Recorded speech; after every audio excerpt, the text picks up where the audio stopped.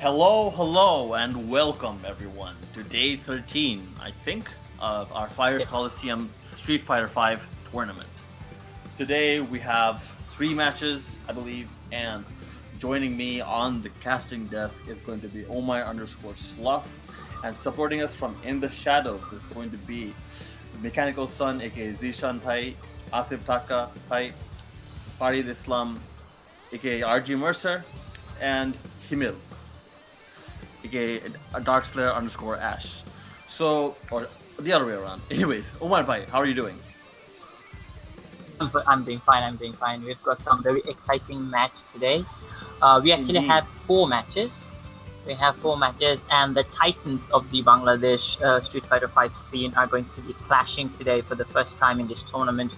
The 2 favorites that are regarded as one of them is going to take this tournament, the title of the champion of this tournament.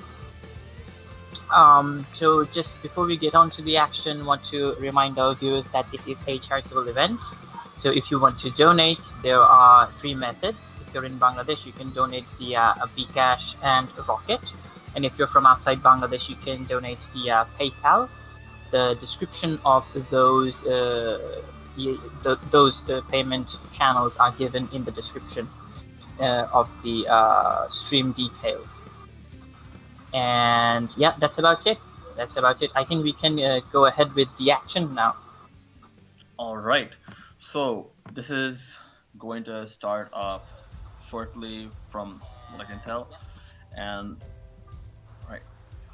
So For the first match, what can you tell us about the matchup? Go on. I mean, it is an interesting match. Tamim versus Legend. They have they already clashed in the tournament once? Yes, they did. In fact, Legend is the one who sent Tamim to the losers bracket. Am I correct? Yeah, I think so. Yeah, absolutely. Yeah, I think so. So this is going to be the second time they're going to be facing off against each other, and the first match was quite impressive. Actually, it was quite close and very exciting. But in the end, Legend reigned supreme in that particular match. Let's see if Tamim has anything in his pocket. Has he thought about the matchup? Does he have any new strategy, a new approach to the gameplay? All right. So that is on the board, and the board is set, and things should be ready soon. Is there any reason the match isn't starting just yet? No, I think so. This is going to be a connection test, I believe. Oh, I see. All right. That makes sense. Yes, after some of these hiccups that we were experiencing yesterday, it makes sense. I would really to start request. off with connection test. Yep. Yeah. So yeah, it's like Legend lost. Won against Tamim 5. But wait, he lost against Tamim? Oh, sorry. Yes. Yeah. I actually got that confused. It's actually 5-3 in Tamim's favor in the group stage of the match. Apologies for that. Right. Yeah. Well, I guess false memories can be created. Yeah, I was something about imagination. Anyways. Oh boy. So spectating has been halted before the match even starts. Oh my god. This is a dire harbinger. My goodness.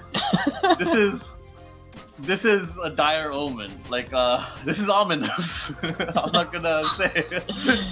Well, all right. I mean, we started having hiccups during the once the matches got off the floor in between the matches. But now, I mean, even before we could start, we had a disconnect because though fortunately it's not a power cut from Legend, so it's just a one disconnect from the game, so he's back in the lobby already. However, you can see 1 bar with Legend. I don't know what's going on. That sounds like some sort of internet. I really hope that is not the case.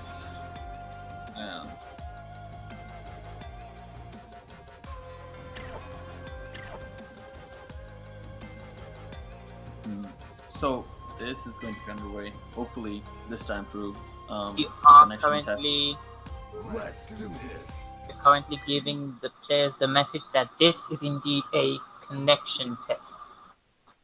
All right. Yes, and since it's a one-bar connection, you wanna make sure that it's not a visual bug or a glitch or something going wrong. You wanna make absolutely. You want to make sure your actual connection is smooth and workable, usable, and all that good jazz. So, just for the connection test for the time being, yeah, as usual, it is going to be Ed and Abigail, and if this is not the actual match, I suppose we will see. I think we will see these two characters in the actual match as well. Right. So, I wonder if either player will bring something new to the table, or wait. Oh my god, it happened again. We definitely are having some internet issues. Probably on Agok's end. Yeah, from the looks of things, it does seem that way. Well, so it's going to be. So the first match is Baalchal and Legend. Agok is still in the game. The Steam interface is showing that he's still in the game, but I think he's getting disconnected from the SF5 server. I don't know. Let's see.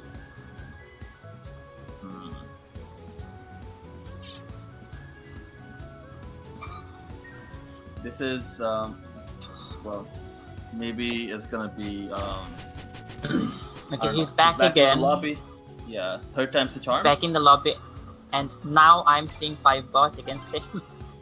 I don't know. Well, I mean, I hope that this doesn't continue. I hope that this gets resolved automatically.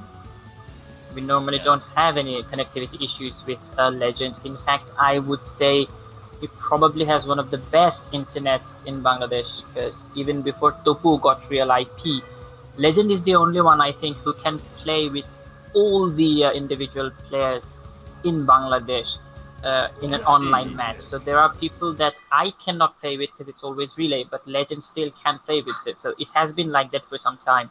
So I always thought in my mind that he has one of the best internet connection, at least in terms of being able to play Street Fighter 5 online. Today his internet seems to be acting up. Well, what ISP does he use? Do you know, by any chance? I'm not sure, actually. Okay. Well, our audience, I'm not gonna tell you to go pester Legend for that sort of information, because I would imagine a lot of you would want to do that. But so now here we have this connection test, and so far things are looking somewhat smooth. Yeah. Anything. Let's do this. Right, no drop there. Well,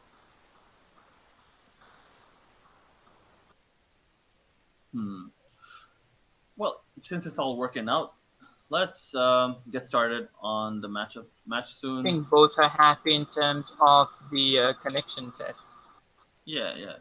Like, at least on my end, the feed does not seem to be having any hiccups or issues that I can perceive. Alright, so Legend is definitely happy with the connection. He's not trying to do any combos, just depleting Ed's life bar so that they can go back to the lobby and commence with the actual match. All right, ladies and gentlemen, like, everything is going to be working smoothly from the looks of things, and we will have a clean and fair match, perhaps. So let us know in the comments who you support. Whether it's going to be Abigail, who might get, Igokpai's Abigail might get a comeback victory, or a revenge victory, I should say. Yeah, I would say. So the whole concept is now reversed. It's going to be, can Agok actually adjust? Okay, meanwhile, we've just heard that Nicholson, no, he's still in the lobby. I don't know. Okay, I think we're good. One of our warriors from the shadows whose screen is actually being streamed. We thought he was actually disconnected, but he's back. So this is the real match, people. Oh, alright. So it seems like they had some issues actually observing the match, but now those issues have been resolved.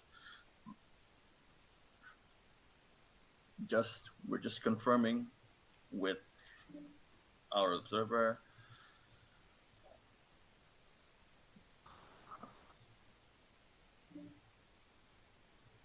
All right, so we have once again received confirmation that everything is A-okay. And now, this is going to be Ed versus Abigail, or Abigail versus Ed, Egok versus Tamim. The whole, hot and cold, fire and ice, calm versus chaotic matchup once more. And Tamim is taking a defensive approach. Yeah, he's the one who actually walked back. Oh, big jump in from Abigail, from Egok, from Legend. Immediately to the corner, but beautiful jab, hitting Abigail out of the air. Ooh, and a nice jump in, but not no conversion. Well, okay, there goes. Oh, nice bait, but dropping the combo. He did 2 stand medium punches. That wasn't a combo. Didn't cancel into anything. Yeah, he dropped the counter combo. Tamim definitely got away with some potential damage. Back throw, mistimed his meaty. Tamim, now he's in the corner. Nice sweep. Full B trigger for Baalchal. Will he activate? Will Tamim do more damage off the activation? That was a nice shimmy. I don't know why he delayed the button so much. Big cross counter, and the cheeky reset into command grab. The first round of the first match goes in Legend's favor. Yeah, Tamim gets swatted down here. Can he punch his way out of this round and actually equalize the round score? Nice anti-air from Tamim. Full CA on both sides. Ooh, that goes away. Egok is trying to bait something out of Tamim, doing that stance and just rolling away. But now he's in the corner. Lots of pressure from fighting Tamim. His way out with his buttons. Tamim getting a jump in. Ooh, nice. Nice pressure string. Oh, beautiful. That's so, you have to be so ready for it. Definitely Tamim is looking out for that flip. Again, dash being checked by his jab. I would say Tamim's dash checks have been really on point throughout this tournament so far. And a confirm not missed, and this is definitely going to kill. Nice. So this will equalize in favor of Tamim, and the momentum is on Tamim's side. However, Legend does have a big CA meter advantage. He should probably capitalize on that CA soon so he can generate more meter and keep, Tamim, keep using the beautiful little jump. Yeah, definitely. I mean, Tamim had to burn his whole CA to get the previous round. So Legend definitely has a big meter advantage over Tamim. Once again, we see those still keeping the distance in the mid-range, both players, and beautiful again. That charged up hard punch of hit is so good to get himself out of the corner. What's going on? Did I get DC'd or is that a... No, I mean the game is still on. I think one of our casters has been disconnected, but it's okay for now. We're gonna get him back very soon. Oh, okay. Yeah, I had a super huge. Ooh, Tamim is really pressing, slowly pushing into the corner, burning a meter. Now Tamim is on B trigger, but how he's going to choose to activate? Ooh, that's big. That's going to do a lot of damage, and he's going to get the B trigger through the process. Beautiful shimmy from Tamim, and a throw being teched by Legend. Ooh, this is close. This is close. Although I would say Tamim is one hit away from dying. Another shimmy attempt, but Egok not biting. Tamim now has the life lead and going out of time. Ooh, and nice. Just checking Egok's forward approach with the stand medium kick and flips Egok in the process. And the first game goes to Tamim. So Shabab, are you back? I'm still in the first game and nothing has synchronized just yet. I hope I'll be. Maybe I'll. You know what? I'll just leave and join the lobby real quick. Maybe. Okay, you can do that. You can do that. It's going to be the same lobby. The invite is still going to be there. You Right, can just right. log out and log in. Right. That's Right. what I'm going to be doing. Alright, ladies and gentlemen, we're starting with the second game. First blood drawn by Agog, but gets drawn in by the V-skill. Nothing big though. Oh, misconfirmed. Too far for that Abigail punch to link. Beautiful anti-air button execution error. He definitely wanted the Abigail punch after that crouch hard punch, but he got the command grab. For the first shenanigans attempted by Agog, but to no avail. I'm just jabbing him out of that command run. Big tech.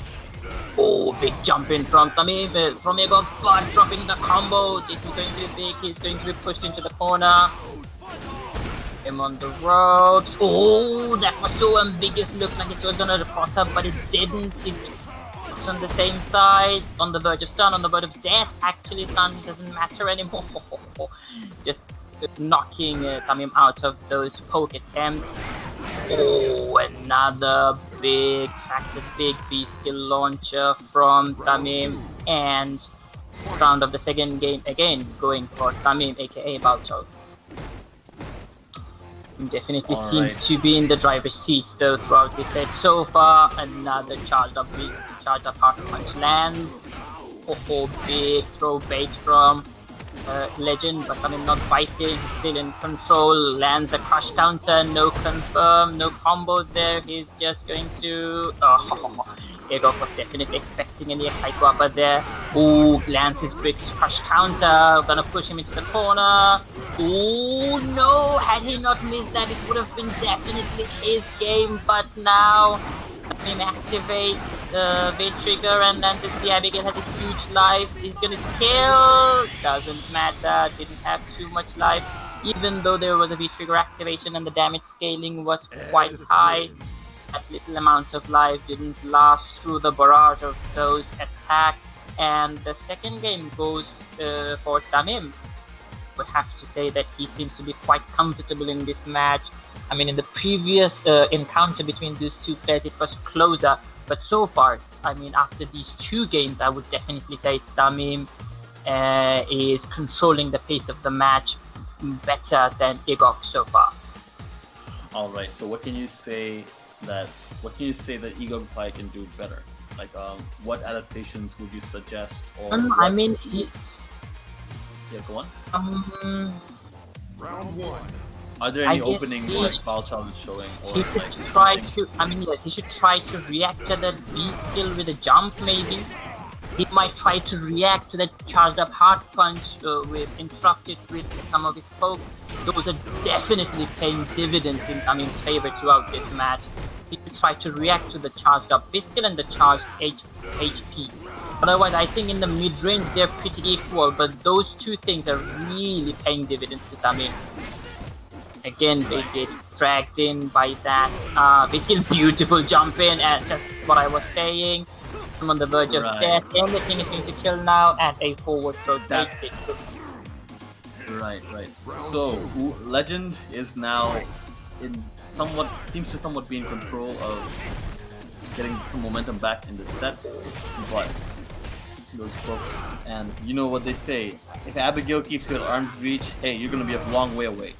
And now absolutely. Another again that V-skill of it really paying dividends in this match. That V-skill and the charged up hard punch to get himself out of the corner. V-skill charge gets interrupted with the medium punch, but then again beautiful anti-air from Tamim.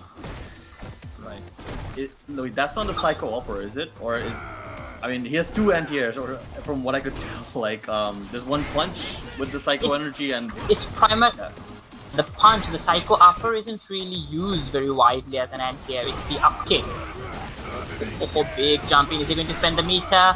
Yes, Abigail CA is one of the better ones in the game. It has huge damage, but that's all CAs do. But it really leaves Abigail in a very advantageous position. He can dash in and continue his pressure. Would you say it has more knockdown advantage than other moves other CAs. Not necessarily knockdown advantage. I mean, you can say that. It definitely leaves Abigail in a good spacing. So after the CA, he can dash in, close the gap to some extent, and still it's Abigail's turn to press the button. In that sense, he does get some OK. As we say that, Gok or Legend scores his first win of the set. So the score is Legend 1, Tamim 2. So Legend finally seems to have a strong read on the situation in this matchup. So, Round 1. So it seems that for the most part, or from what we can see, our viewership is split 50-50 between Legend and Baalchal. So you can tell that if it's 50-50 and both sides are rooting, yeah, this is going to be a heated match maybe over the longer run. However, now it seems Baalchal is fighting back against Legend. I would actually expect the viewer support to be more skewed towards Tamim because he's very entertaining to watch. He can be frustrating, or rather, you can kind of roll your eyes when you're playing against him due to some risks he can take, but he's definitely, from a viewer's perspective, very entertaining to watch. Right. I'm not sure. Sometimes viewers don't necessarily want to watch, really good or high-level gameplay. They want to watch fun gameplay sometimes. Yeah, and of course. That's just sometimes how it rolls out, because it's a video game. Jump in from Tamim. Oh, nice usage of the meter. Instead of using a CA and burning a whole 3 bars, he actually spends 2 bars and secures the kill. So far, it seems Legend is mostly relying on wait, was it a command grab? No, whatever he was trying to do, it kind of, I think it missed, but still worked out quite well in his favor. Ooh, no, it was too far for the stomp. Tamim is in the corner, jailed by Abigail. Huge life advantage, and another smart usage of the V meter to just get himself out of the corner. Oh, that could have been bad, but still not getting the jump attack after baiting the throw from Abigail. Oh, and now a good reversal by Egok. Those command dashes, command runs haven't worked so far, but this time it works. Ooh, wow, nice reversal backwards. Anti-air gets foiled by the jump. Oh, Tamim being... Oh my god, that was what is going on? Attack, but he didn't expect that neutral jump attack to land, which is why after hitting Abigail with the hard kick in the air, he actually went for a throw. But he could have just gone for a standard combo and that could have killed. Anyway, ladies and gentlemen, we're in the 3rd round. Being tricky with his buttons. Tamim landing, counter hits, another one. Is it going to kill if he chooses to burn the meter? He misses the combo, doesn't matter. Oh no. Then again, Tamim has a huge life lead. He has CA, so really Regok is on the verge of death, but Abigail can definitely make huge comebacks. See how it's going to go. It still has 2 usage. Oh, and beautiful dragging in with the B skill. Charge up B skill. It is plus. Egok was trying to backdash, or just he was trying to press a button.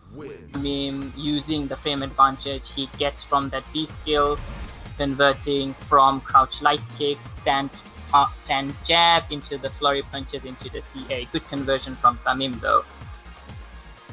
Right. And so the score is 3-1 in favor of Tamim. So now it looks like wait, is this going to be a character select? Or it seems Egok I think so. I mean, definitely Abigail pick is not working for Egok. I mean, he was trying to react to the B skill charge, trying to react to the charge up hard punch, but not working out for him. So I think he's going to switch to Akuma. Alright, so now, what I'm not sure if I've seen the Akuma versus Ed match once yet in this tournament yet. I feel like I have. Yet. No, I don't think so. I mean, in the previous match between these two, Egok stuck with Abigail, and in the match between Anik and Tamim, Anik didn't pick Akuma. And I don't think Farid Farid and Tamim had a chance to play against each other in the tournament because they were in separate groups. So we definitely have not seen the Ed versus Akuma match in this tournament so far. Wait, but Farid played Tamim like yesterday, right? So, wait. Yes, sorry. What am I saying? Yes, I mean yesterday. Before yesterday, we didn't. Oh gosh, terrible at with my memories. Apologies again. I shouldn't say anything about the tournament results so far, tournament track so far, unless someone from the shadows support me with the details. Hint, hint, but it expecting feedback from you. He corrected me on 2 occasions so far. Nice dash-in attempt foiled by Egok. Now, looking at the 10 seconds, it definitely has worked out. Definitely Legend seems to be in a better position for this match compared to Abigail. Has a huge life lead, has Tamim in the corner. Oh, nice! Charged the hard punch attempt, just interrupted by stand medium punch. But then again, another charged hard punch, and Tamim gets himself out of the corner. I think So that far, Legend skill with is a huge absolutely life lead. punishable. Oh wow, that I guess the Hadouken when I fizzed out at that point. You use that to go through the Hadouken, but I think if your opponent doesn't throw a fireball and blocks it, I think it's punishable. Ooh, wake up jab. Works out for Tamim. Reversal from Goki. Dash up into the crouching confirm. Oh wow. Oh boy, he drops his combo. I wonder if he hadn't dropped it, if it would have taken the run for him. Alright, Definitely both was a parties possibility have because full Akuma CA doesn't have a mirror. lot of life. Right. So okay, tries to go for that move right there. Akuma uses his usual frame trap and that gets the Baalchal to back off. These two So are he's fighting been over. Tamim is being very generous with that B skill, but I think that's punishable. Oh boy, huge execution error from him. Going to definitely put the life lead in favor of Egok. Right. So in this matchup, we do not see the long range pokes from Abigail, and instead Goki has a There lower it is. life He bar. just punished the V skill with his stand jab into Tatsu. Okay. I wonder if the players are experiencing a little bit of lag. Oh no, see, I confirmed there. That definitely would have taken the round for him.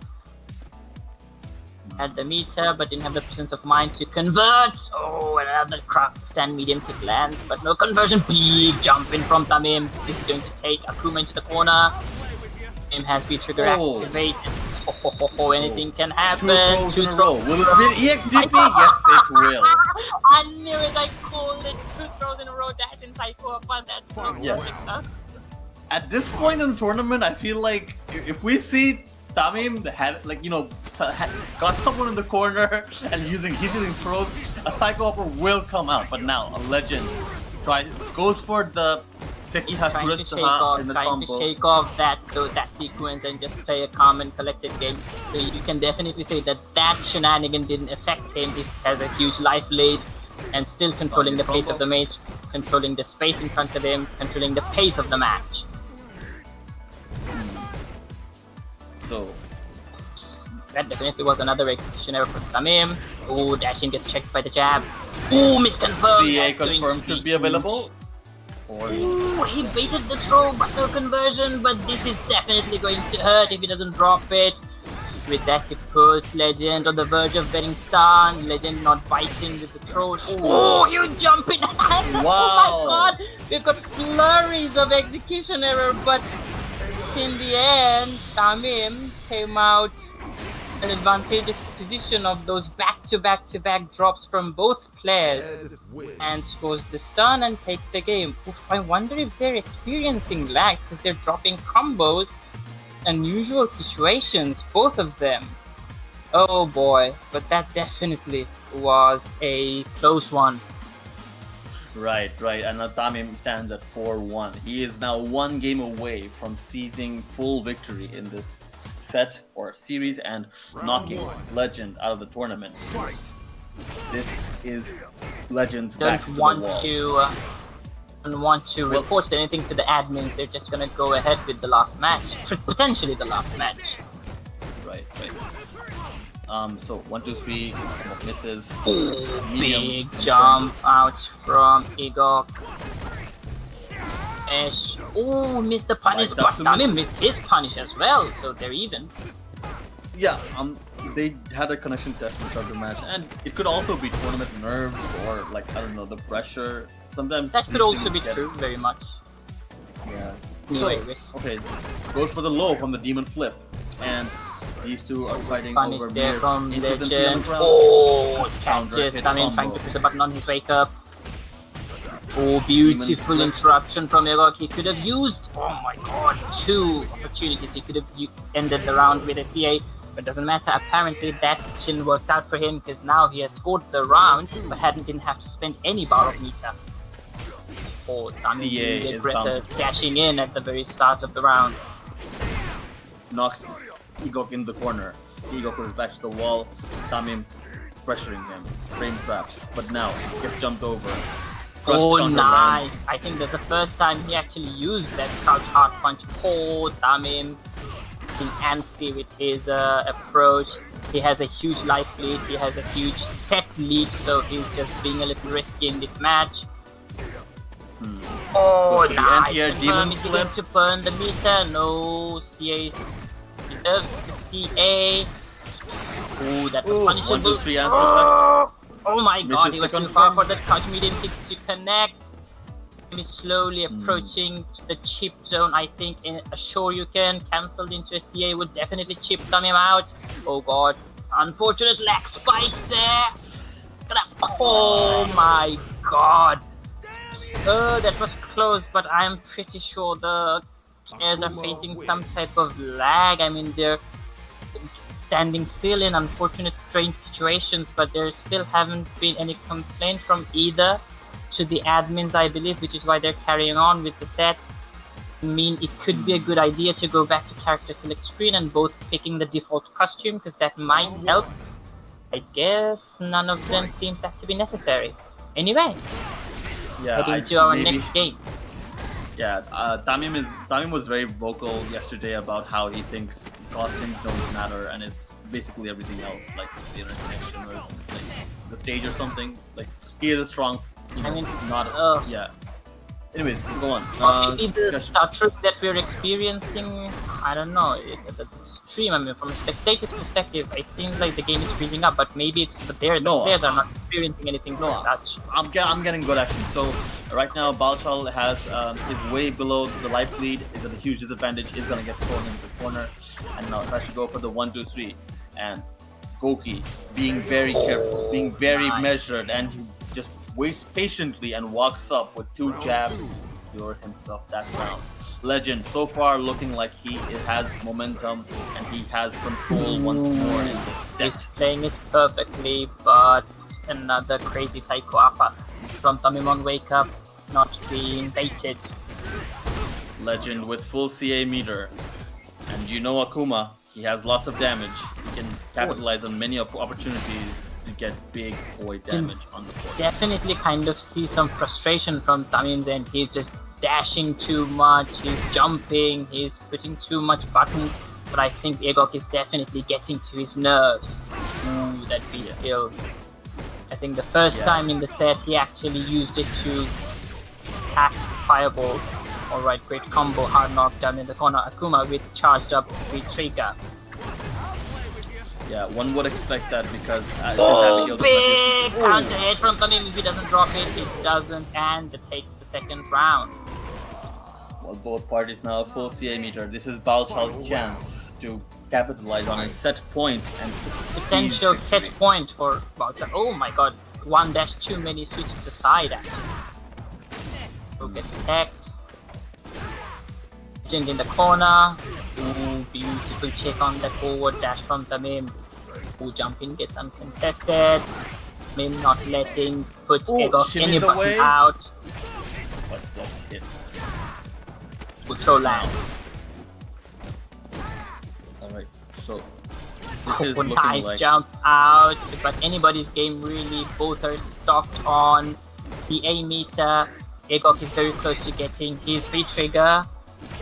Oh, nice bait from Tamim. Oh, he presses a button on Wake Up and he's going to pay for it. Tamim not missing his meaty.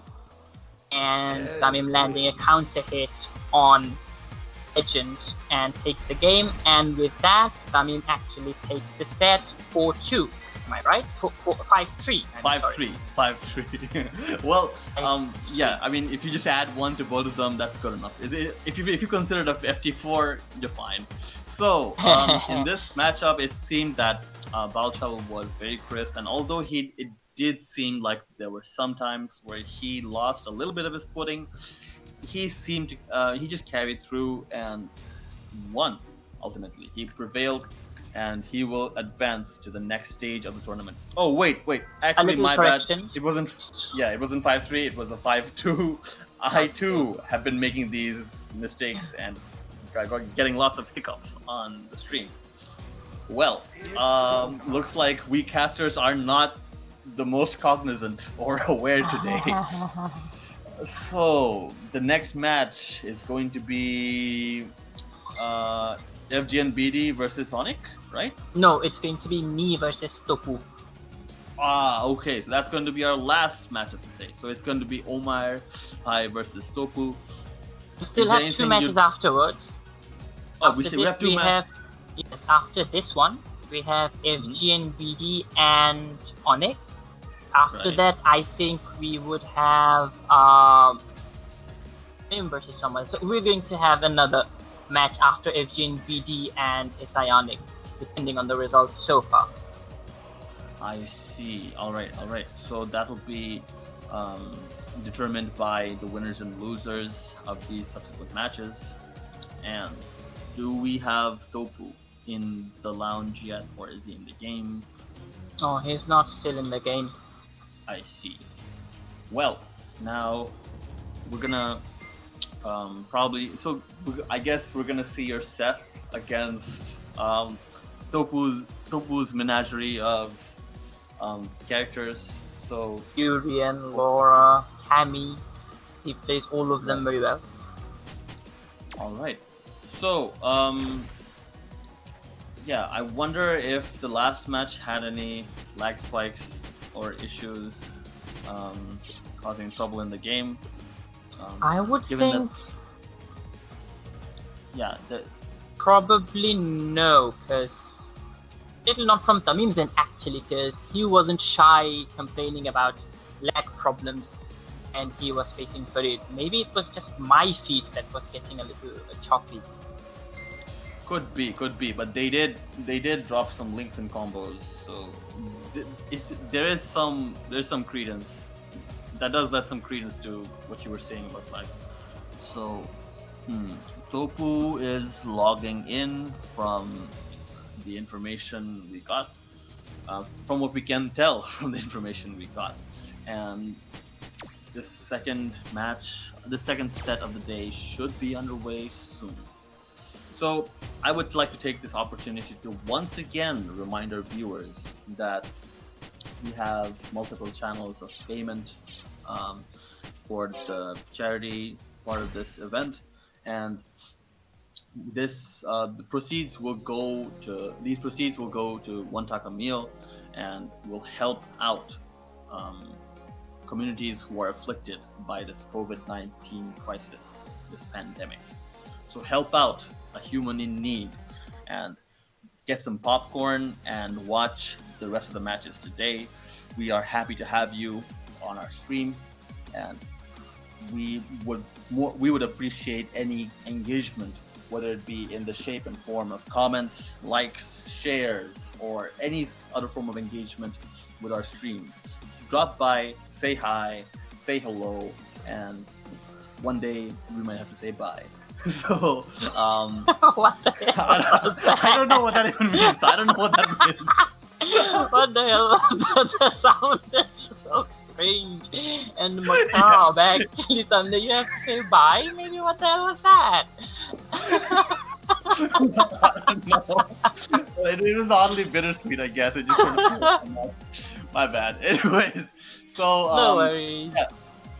So, about this tournament, I guess the one of the reasons we are particularly hyped up today, as was mentioned earlier on the stream, is that we're going to be having FGN underscore BD versus SI Onic, and those two players, if we're going by all the intel and information from people in the shadows, etc., those two players are basically considered by many to be the favorites in this tournament. Now, given Baalchal's performance or Tamim's performance in this set, do you think him or Topu stand like, or you or any of the people, like, do you think there's a way to expect, like, massive, like, upsets over FGN underscore BD and Onic anytime in the tournament? Because both these players seem to be head and shoulders above everyone, at least from a superficial level. I would have said that in a first to two, anything can happen in short sets. But when you're giving long sets to these players, it's more likely that one of these two will take the tournament. Anyway, it's my match, the next match, so I'm going to go off commentary for this particular one, and replacing me will be RG, Mercer, or Farid. See you guys later in a bit. All right, good luck and have fun. So, RG underscore Mercer should be joining us on the casting desk soon, so I don't have to flail about awkwardly with my words in on stream and basically sound like I'm talking to myself and going crazy over like a short span of time. And so this match is looking ready to start.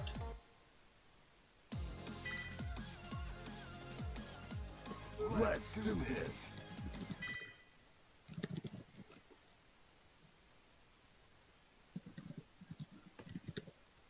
Hello. All right, Farid, there you are. I hope there haven't been any technical problems on your end. You there? We can hear you. Farid. Yeah, so I'm back. I was having some technical difficulties, but I solved, like I used my phone. So anyways, we are having this is the losers quarters, I believe. Yes, this is the losers quarters match between Omar Slot and Topu1432, and Topu Bhai picked Gil. That was unexpected. I mean, I think his. Oh, they are doing a connection test. I forgot about that. Sorry. Right. Yeah, I was like, Gil? Really? I thought Gil wasn't like at the forefront of his character pool right now. But it seems that because it's just a connection test, he will not actually be playing it. Gil and Seth are, of course, two of the new characters introduced in the Champion Edition of this. So, I wonder what character Topu is going to be picking today. Or I think he'll pick Cammy. I don't know. I feel like it because last time he picked Laura and it didn't work out for him. But his Cammy, I believe, like is really strong. Cammy and Urian, these two are much stronger than Laura, in my opinion, as I've played against him multiple times, like a couple of times back in the days. So let's see. I mean, we can only hope for a competitive match, score of 5-4 between these two players or something. But let's see. I mean, what happens. But I think we are going to start soon. The connection test has been finished, and we're going back in the queue. So, yeah. Shabab bhai, anything to say about the previous match? I mean, did you like? I mean, I heard from Umar Slot, but what do you think of the previous match? Well, about the previous match, it did sort of seem like there were some slight drops of links or combos here and there, but it seemed that Tamim sort of had Legend's number there. He sort of knew like had a very good read, especially with the anti-airs and whatnot, some of those dash checks maybe. But overall, that was like a really fun set to watch. And now it is going to be a Kami pick from Topu against Yeah. Umarpai's usual set. So, So just as I predicted, I mean, both of these characters have dive kicks or X kicks or whatever you wanna call it. Like they have a very strong aerial approach, but right now Omar Slot has the oh nice bait, and this is going to do a lot of damage. And he went for the EX Aura for the Oki there, and again Topubai is in the corner, and Topubai is trying to activate his V trigger, and he got it. So okay, Auras from Umar Slot. Oh, he tried to air, but he was a bit slow on that. So this is -2 on block, the -2. Oh man. So just like that, Umar Slot takes it, the first round. So round number 2. It seems to me that Topu was being somewhat impatient from the corner position. But I could be wrong. Maybe I do not have enough information on Kami's moves or whatnot. But that will be a stunt. I'm kind of like surprised. Yeah, I'm kind of surprised that side switch. Okay, he's going to. Oh wow! He got a perfect there. This is a perfect KO from Topu 1432. Amazing.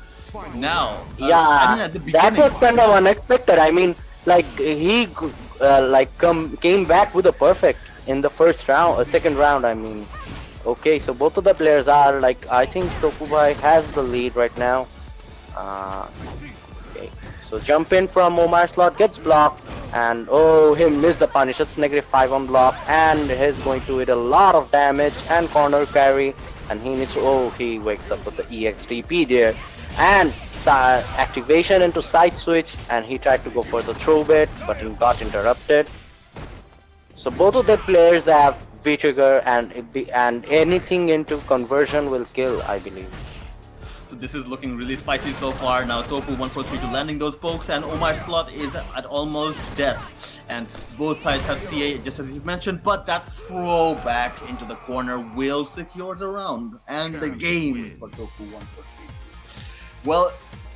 Well, this is quite a doozy. At the first round, it seemed like, well, Omar Pai is in full control of this set. This looks like his set to lose. It looks like, you know, like the ball is in his court. But Topu 1432, with that second round, making a solid statement in this set. Yeah, so again, both of these characters have a very strong aerial approach, but in my opinion, Seth is a bit stronger. But let's see.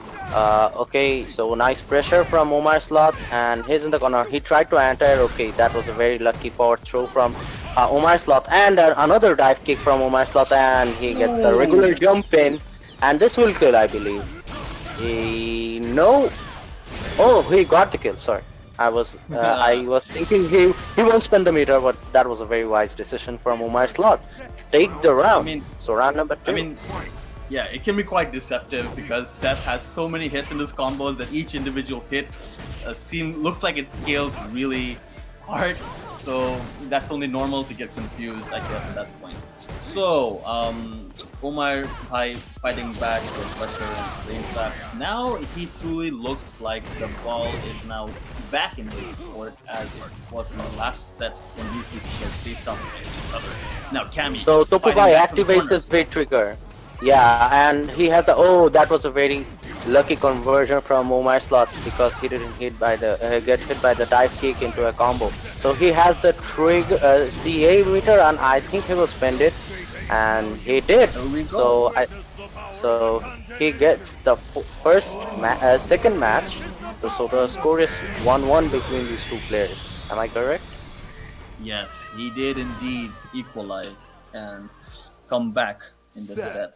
So now it seems, because this is the last, the most recent match won by the tournament, it is only fair to say that the momentum is in favor of Omar Pai. Yeah, so also I think we can give a background, like these two players, so Omar Slot and Topu 1432, they were in the same group, the group A of death or whatever you wanna call it, and Omar Bhai actually took the set before. The score was 5-3 between these two players.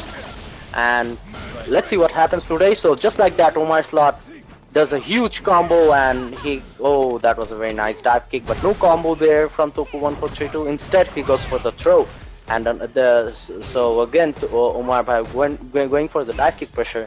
Oh, nice anti-air from Toku, and nice counter carry. He expected a backdash, but nothing happened. Oh, he actually escaped for the comrade, and this is going to do a lot of damage, I believe.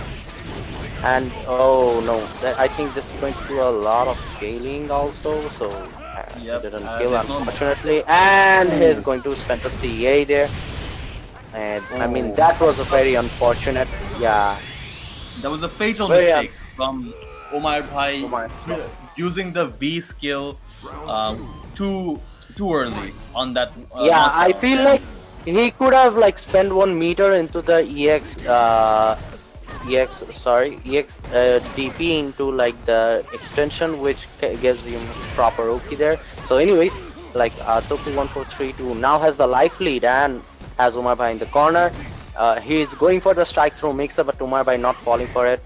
Oh, jump from Omar Bhai and for throw from Omar Bhai again. And this is -2 on block, so he tried to go for the throw, but he missed it unfortunately. Right.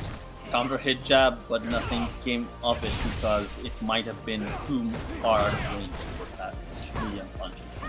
Now, V-trigger activation from Toku1432. Will this get more damage? No, he will not kill. Oman spot. Full V-trigger, full CA meter. One touch will be around for him, but those stick throws coming from Toku1432 seem to be quite dangerous in this. Yeah, so that was kind of like unexpected for him. Like he actually got the life lead very early. I mean, like the round lead or the match lead, or as you can say. I mean, the last match the score went 5-3, but right now it's going very in favor with Toku1432. He's playing really well with Kami. That's working out for him. All right, now jump in from Omar. DP lands. That Tatsu will be a counter hit and knock Toku1432 back into the corner.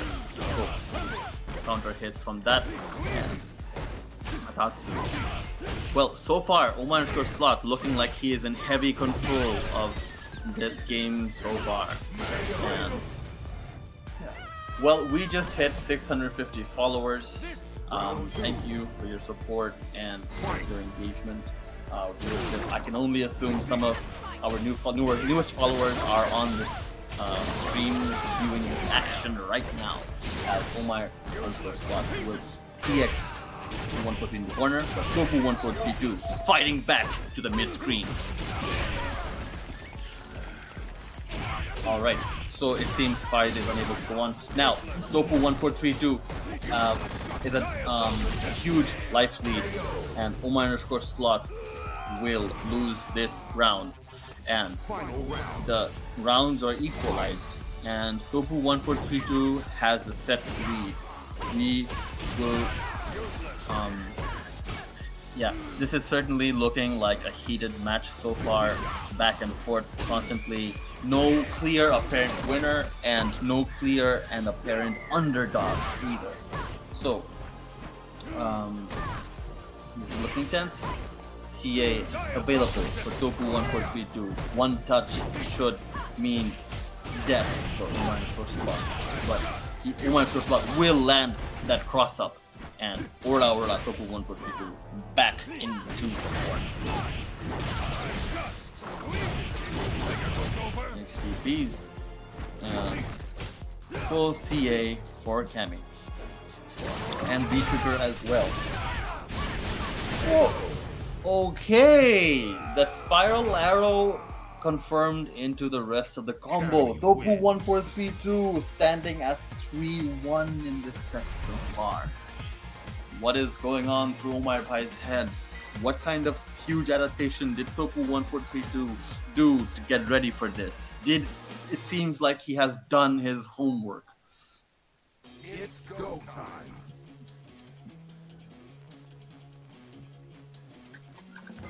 Well, Now it seems like Omar Bhai will use the powerful breather no jutsu. He will spend time in the character select screen, and we all know that when a player decides to do that, they get a whole year in a hyperbolic time chamber, and maybe, and just maybe, they will come back with some monstrous adaptations.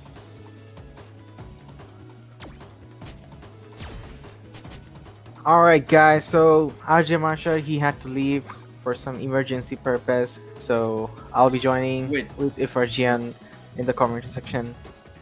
Welcome, Emil Bhai. So wait, which stream are you watching? My one or our? Oh, our I'm Zee watching Sun the Jason Vice one because Okay, yours, yeah. it's a bit laggy, so I think Bhai? that's Sure. more clear. Fair enough.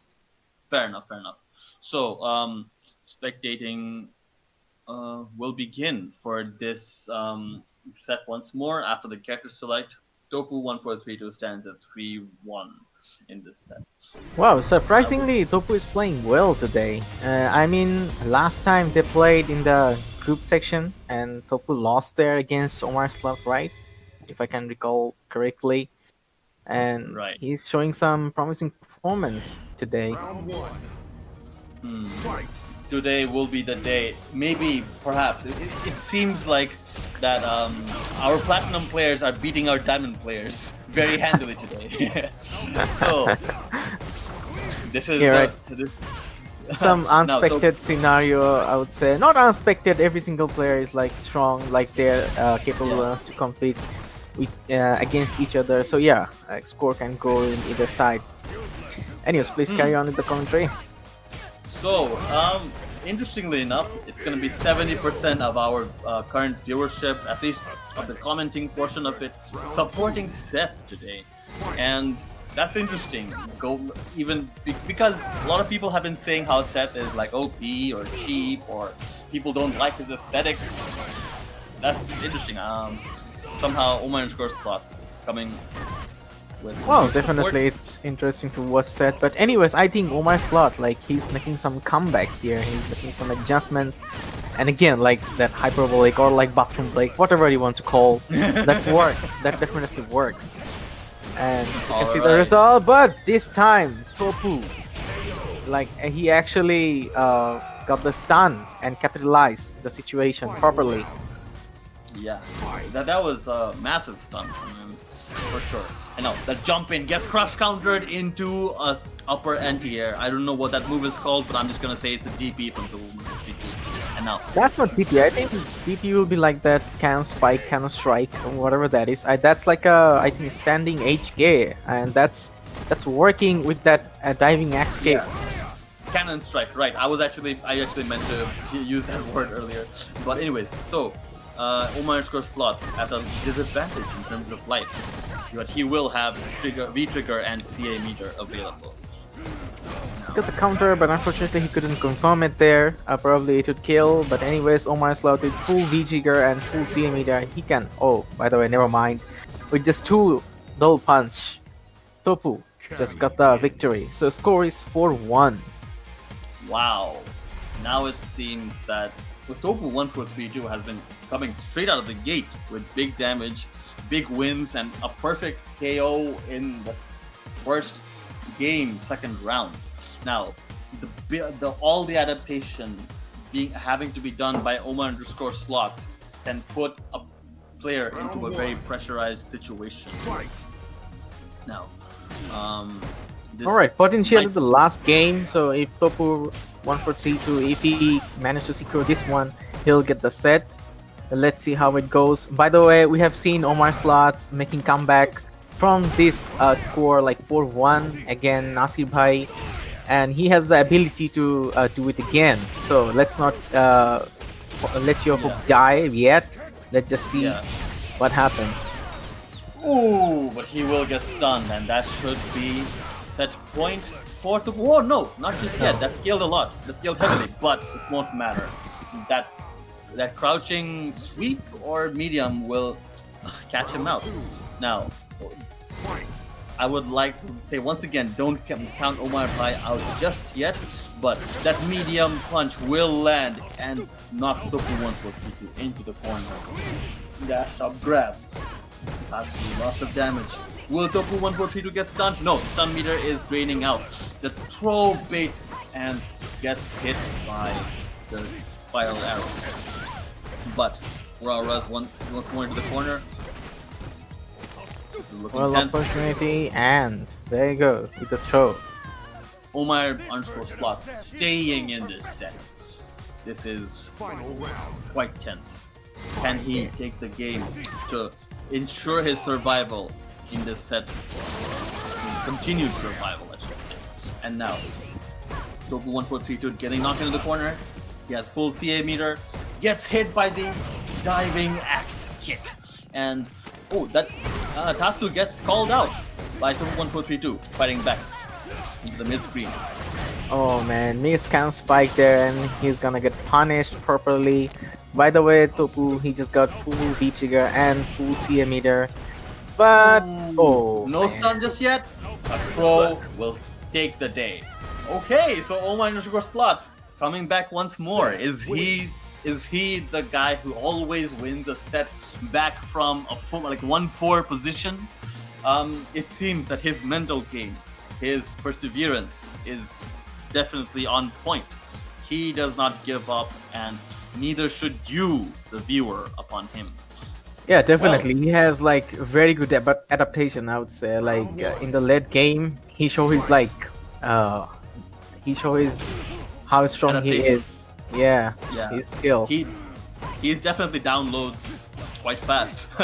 So, going back on our thing about rankings, like just as some of our other commentators have said before, ranking doesn't necessarily mean the end of the world, because not every player has the same and equal access to good players in terms of internet connection. Now, Topu 1432 had a huge disadvantage, but will have a fighting chance as he knocks Omar Slot back into the corner. Tries to go for the V-skill side switch, but Omar Slot does not get hit. EXGB misses. But again, like Omar Slot couldn't punish that one, and Topu, by the way, never mind. Like he's gonna get the medium punch, down medium punch, I guess that is, and that's gonna secure the round. The first round goes to Omar Slot. Well, I wonder if Omar underscore Sloth does this sort of thing intentionally.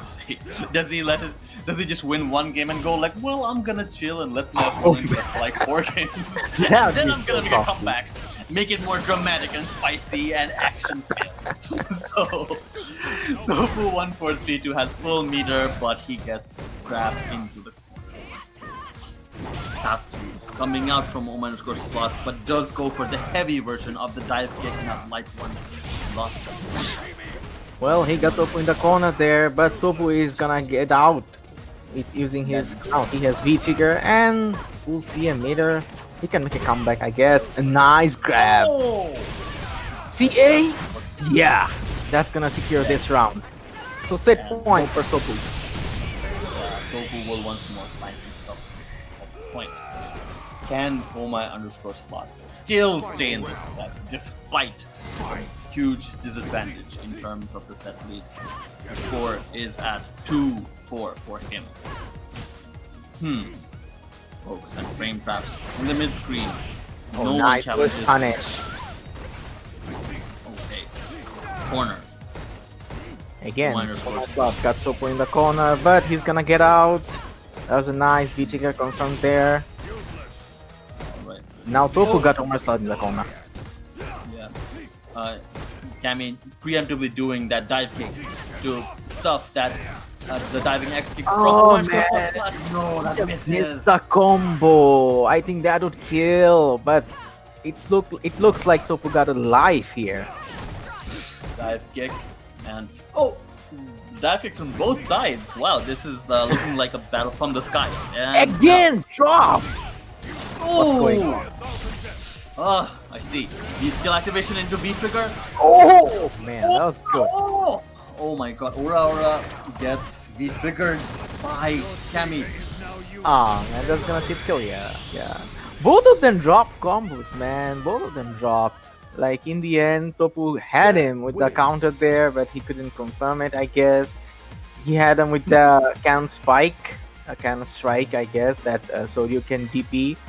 With the V trigger activation, I think he had CA meter. He could do a CA to secure the round, but unfortunately that didn't happen.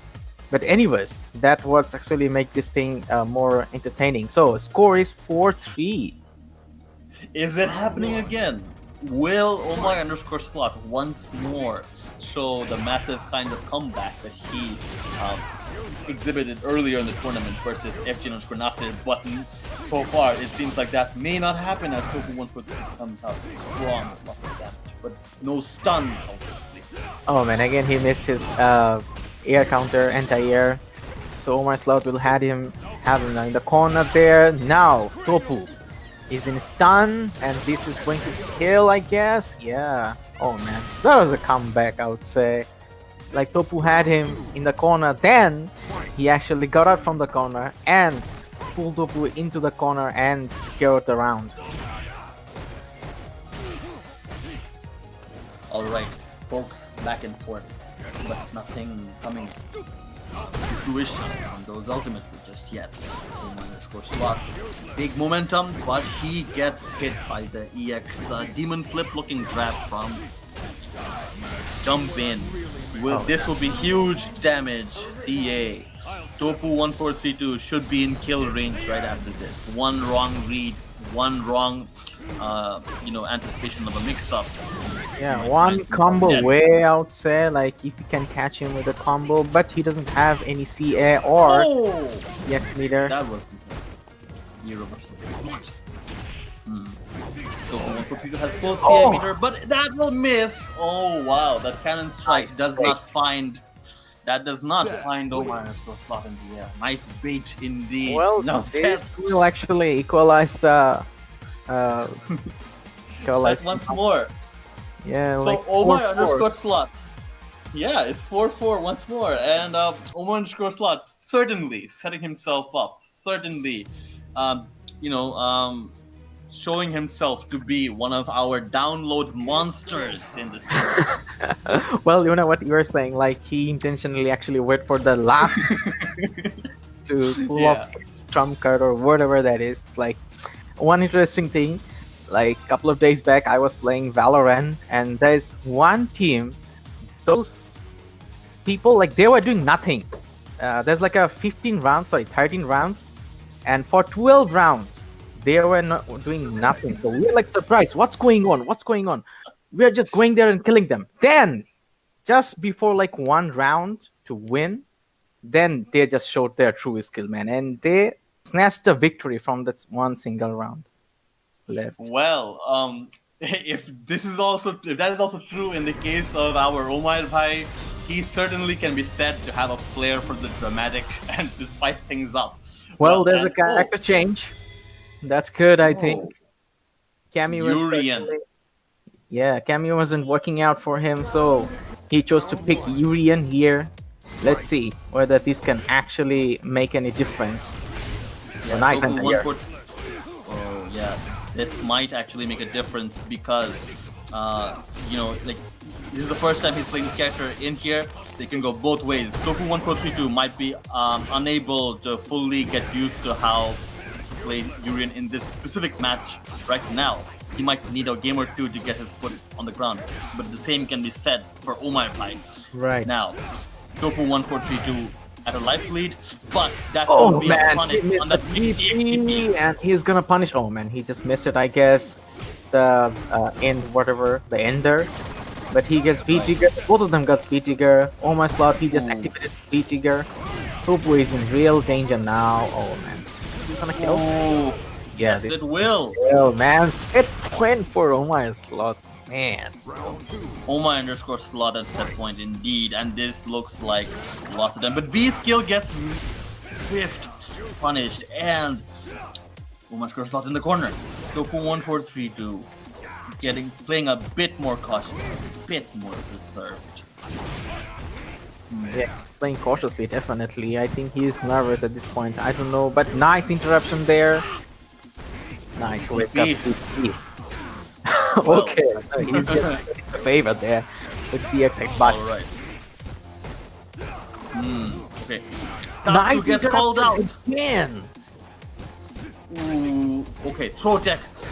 No anti-air just yet, but that overhit will get Topu 1432 to the set point mirror. This So set- final round. Indeed, this set has gone the distance. Last game, last round. Omar Nice underscore setup. slot in the corner. EXT, CI mid-range. Done almost. It's getting filled. Oh, will it be big damage? No! Cross up from Omar underscore slot off of the reset. Okay, let us see now what happens. No EX from Topu 132. Nice patient. That was shoulder excellent. patch. That was excellent. He showed patience in the end, and that actually worked for him. And those are some nice interruptions by Topu on that spin kick. Oh wow, so Topu 1432 making a statement. I am not out of this tournament just yet. Watch me solo. And now, that was a strong performance. Omar Bhai was gonna make that epic comeback once more, but this time gets denied by Well, Topu 1432. Here's one thing that the earlier the audience actually the question was like, who are you supporting here? They actually voted Seth 70%. So 70% of the audience were actually supporting Seth, and Camille was 30%. So do you think they were wrong? Because in the end, Topu actually switched to Urian. So Camille was a problem, or like what? Or like it's hard to say honestly. I feel like this was I feel like the Urian pick is what made the difference, because small differences in how the characters play. Obviously there's a projectile for Urian and whatnot. I don't know, to be honest. This seemed like it was certainly Omar's underscore slots game to win near the end. And now, do we have him back on the desk? No. Going off Discord doesn't seem. Well, I think what actually happened was like Topu was checking his diving axe kick like properly there. Then in the end, like it wasn't working for him. I think Omar Slot, he adjusted with his anti-air. I think that was standing HK. Then he picked Urian, I think because of the air projectile. And that actually, like air projectile, that didn't matter, but he actually played well with Urian, I guess. He showed some nice patience and nice interruption. That was really good games from Topu outside. Anyway, so waiting for Omar Slot, and the next match is going to be Evgen BD Rizwan versus Ionic. So here it is. Hypest match. You know what? These two players, like, they are considered to be the best among us, these two, and there's a debate who is the best. At least certainly, like, I want to see like who's the best and who is the better player. But no doubt, like they are really, really strong. There is no doubt about that. But anyways, I think for me, this is the first time actually I'm gonna see these two players fighting against each other, offline or online. Alright, this is certainly going to be hype. Tell your friend, tell your family, tell your mom, tell your dog, tell everyone you know to come watch this match right now, because going off of what we know, it is surely going to be hype AF. So, let's see, when do they enter the lobby? This is one of those matches that viewers and honestly even us, like, we have been very eagerly anticipating this matchup. Alright, so Omar Slot, I think he wants to be in the commentary, but he's having some issues with his Discord. Is he here, by the way? I do not know, actually. Hello, Hey Omar. guys, hi. Yeah, Can you guys hear finally. me? Yeah, perfectly. He's here. I was just trying to, wash off some of that salt. Just trying to compose myself to get back into the commentary.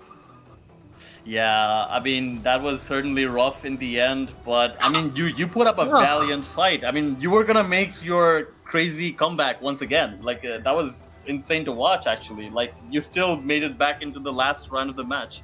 But Topu 1432, at least from what I could tell, definitely played well, and that Urian pick might have caught you a bit off guard. I don't know, or maybe not off guard. No, but like, not necessarily. It's not. I was expecting Urian actually. He just kept his cool better than me under certain situations. Well, the thing is actually, Shabab Bhai and I, like we were talking about that you intentionally wait for the last match, then dramatically the victory. No. I wish. No, actually, I'm not very composed under pressure situations. It just turns out that more of my matches have gone, so close rather than other matches. He actually dropped some crucial things on his end in some situations, but overall, he was calmer than me. He played it much cooler than me, and the better player won, definitely. see, yeah, at least in this set, yeah. Acknowledging that though doesn't help with the level of salt, by the way. Yes, our thoughts and feelings are not necessarily the most connected things in our nervous systems. Absolutely. Yeah, and so are they in the lobby yet? And yeah, right. Onyx and Topu are going to be sharing a system as usual, so there is that sense of whatever. And I would like to take the opportunity once again to remind our viewers, this is a charity tournament, and we have multiple routes of payment options: Bcash, Rocket, PayPal, Stars, you name it, we got it. So let's see. Yes, Ionic is in the lobby, but I don't think. Oh, FG and BD is in the game as well, so sending him the invite. So this, ladies and gentlemen, is the clash of the Titans. This is the most anticipated match, at least as far as I'm concerned, of this tournament for me. So the history is Rizwan has been in the Street Fighter scene for quite some time. We used to play Street Fighter 4, and then we started playing Street Fighter 5. And he was kind of, undisputed the better player best player amongst us. No one really could put up a solid fight against him for a long time. And then in the Bangladesh fighting game scene, or Street Fighter scene, came Ionic, and he's the first one who started giving him a run for his money. Towards the end, it would appear that Anik did manage to score more wins than Rizwan. And by this time, Rizwan kind of, started playing more infrequently. His game time, the amount of time he started spending behind SF5 got significantly reduced. But this tournament has kind of brought him back, although I don't see him as much online as I used to see him before, but he definitely has been putting in some time, I believe. And this is going to be very interesting. This should be very interesting. By the way, have you ever seen these two players playing against each other before, offline? Oh yes. I mean, in our offline sessions, both of them would come. They would play against each other. So yes, we have seen them going against each other. But towards the end, as I've said, the wins were more skewed towards Anik than Rizwan. So let's see how it happens. I mean, I think in the player introduction post that Asif Bhai put up in the FGCB page, Ego put a very aptly put comment that he thinks the favorite to win the tournament is Ionic, but the word on the street is that a former top dog is back into the scene and he wants to reclaim the title of the top dog. So let's see how it goes.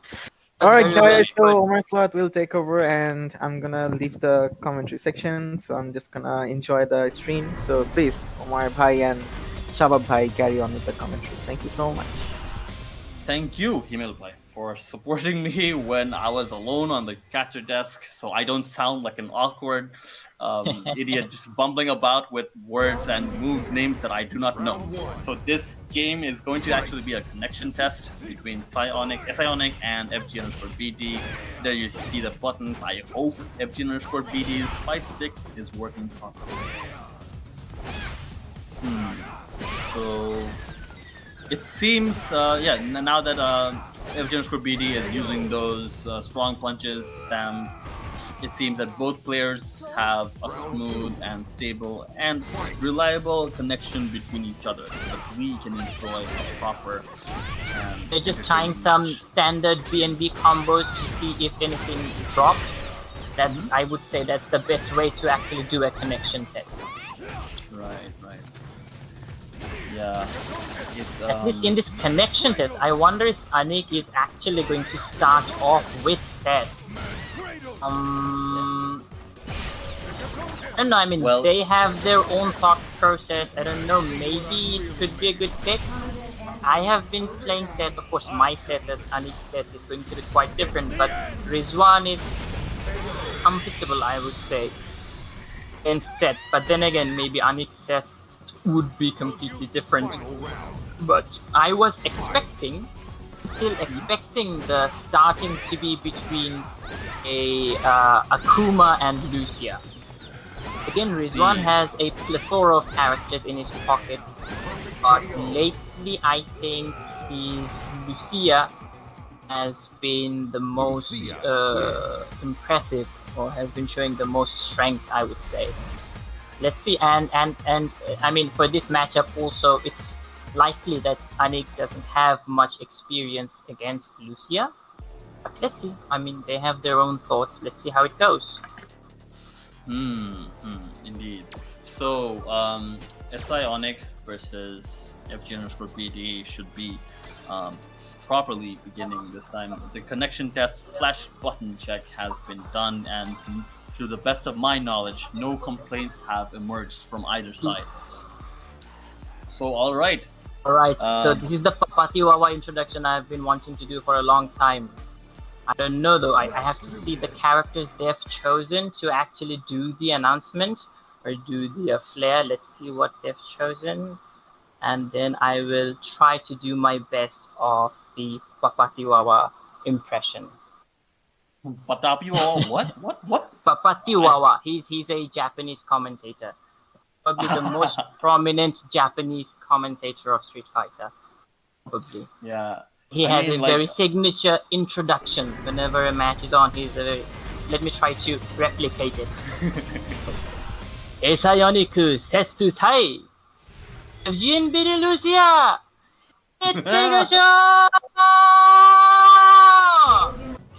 Alright, yeah, I recognize that like last yell you did there. Yes, that's one of the most signature thing in the commentary. But anyway, it seems that we're going to see a Seth versus Lucia to start off with. Anik feeling confidence, maybe he knows something that we don't. Oh, that was an unfortunate side stage, but a very quick stun. He definitely could have done a TP there to stun him, but probably he just wanted a little less scale damage. Anyway, let's see. Duan definitely have a big life lead, but Anik is trying to do his best to fight back. Doesn't have a V-trigger yet, definitely used the V-trigger, V-meter already to do a V-reversal. And this is not so far looking too good for Anik. Duan avoiding the dive kick. In some command run pressure. Oh, not fighting for the dive kick, so the first dive kick lands. Still, Anik would need much more than one dive kick. And the first round goes for Rizwan. That poke secures FG_BD this victory. That's a very nice big jumping from Rizwan. EX. Oh, he's gonna burn the meter to do some pressure. Oh, Anik not fighting for the shimmy attempt. Oh, that was close. Oh, beautiful DP or DK from Rizwan. That's not a dragon punch, rather a dragon kick. And doing some YOLO stuff. Rizwan definitely looks to be in the driver's seat. It gets first opening. Oh, another beautiful anti-air, not fighting for those dive kicks at all. With reversal, smart choice, and a very convincing first game, I must say. Rizwan. Well then, this looks like FG_BD coming straight out of the gate with a strong performance. Will Esionic be able to adapt? Esionic wants another game, or will he go back to the character select?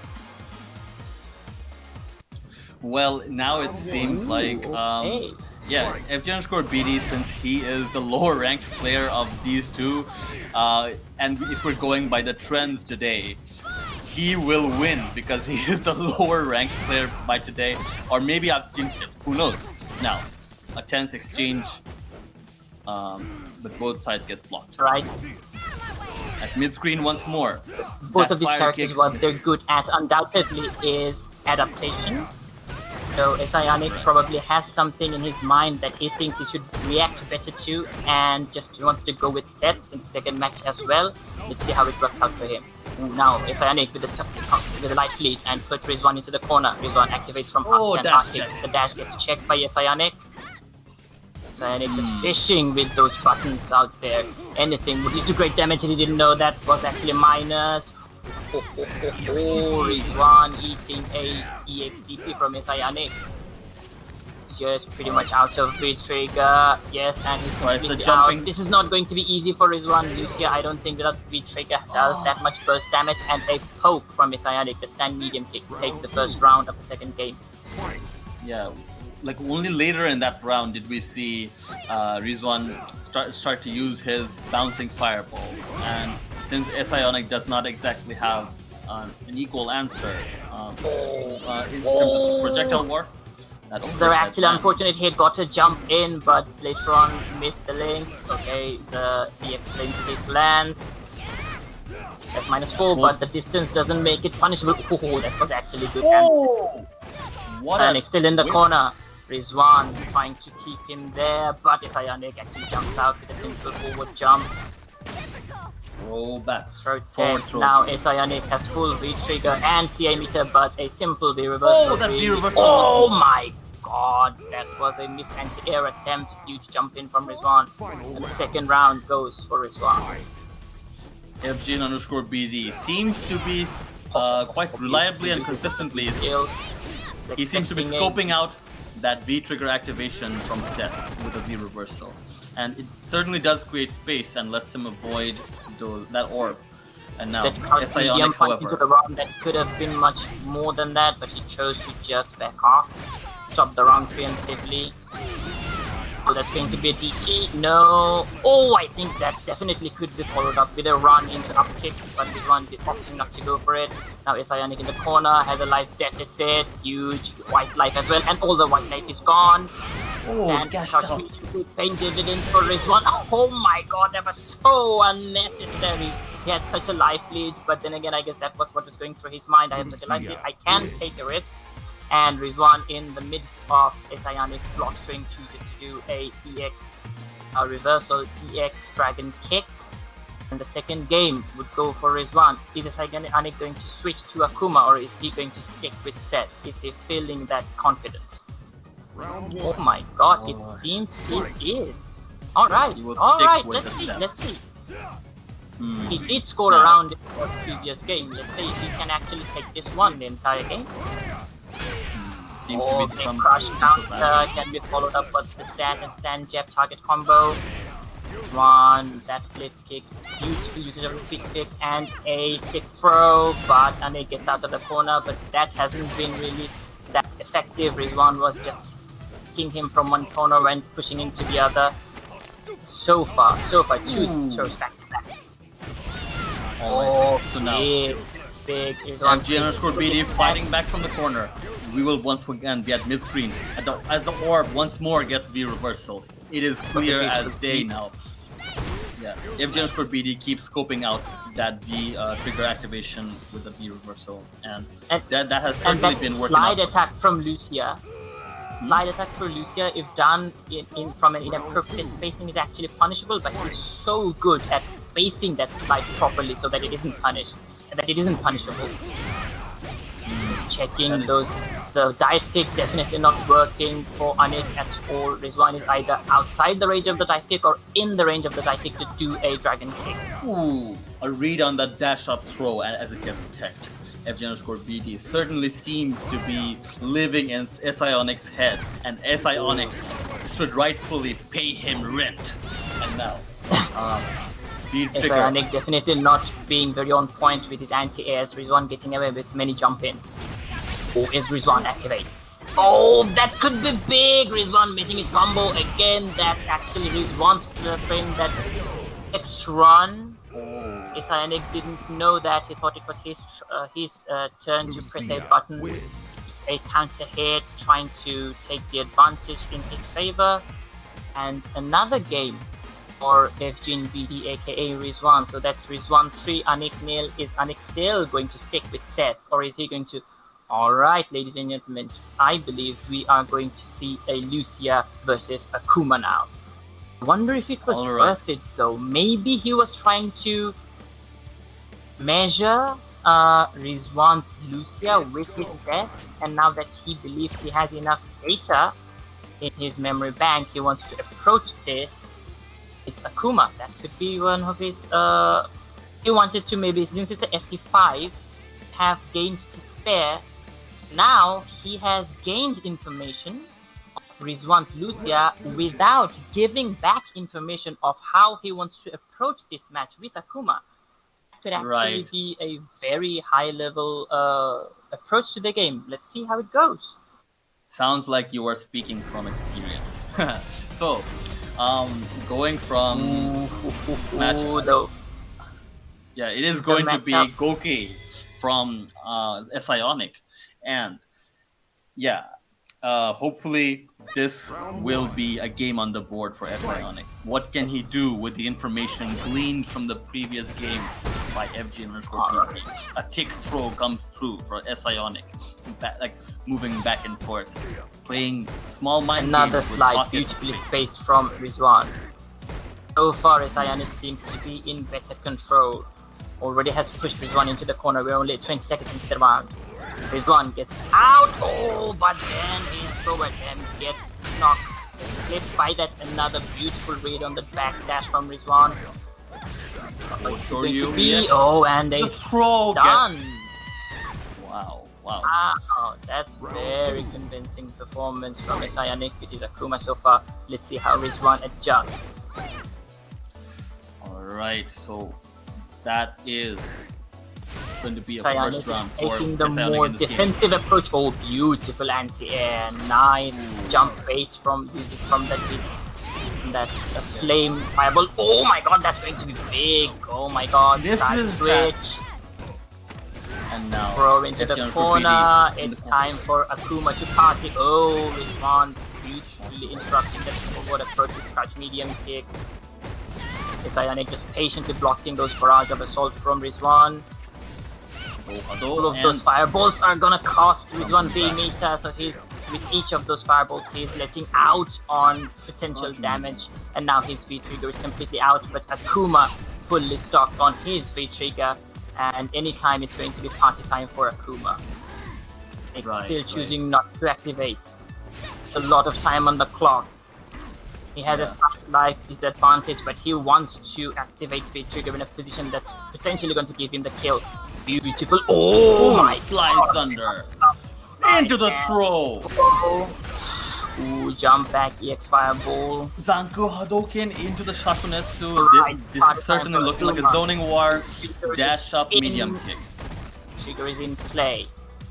Nick not being too antsy, not being too eager. Oh, air fireball from him. Undoubtedly, Rizwan. Time is running out. But a throw will get Sionic his first game in this set. Now, a game or two ago, I mean, especially before this character select, I was like, oh no, please say it isn't so. Please let this not be a 5-0. No way.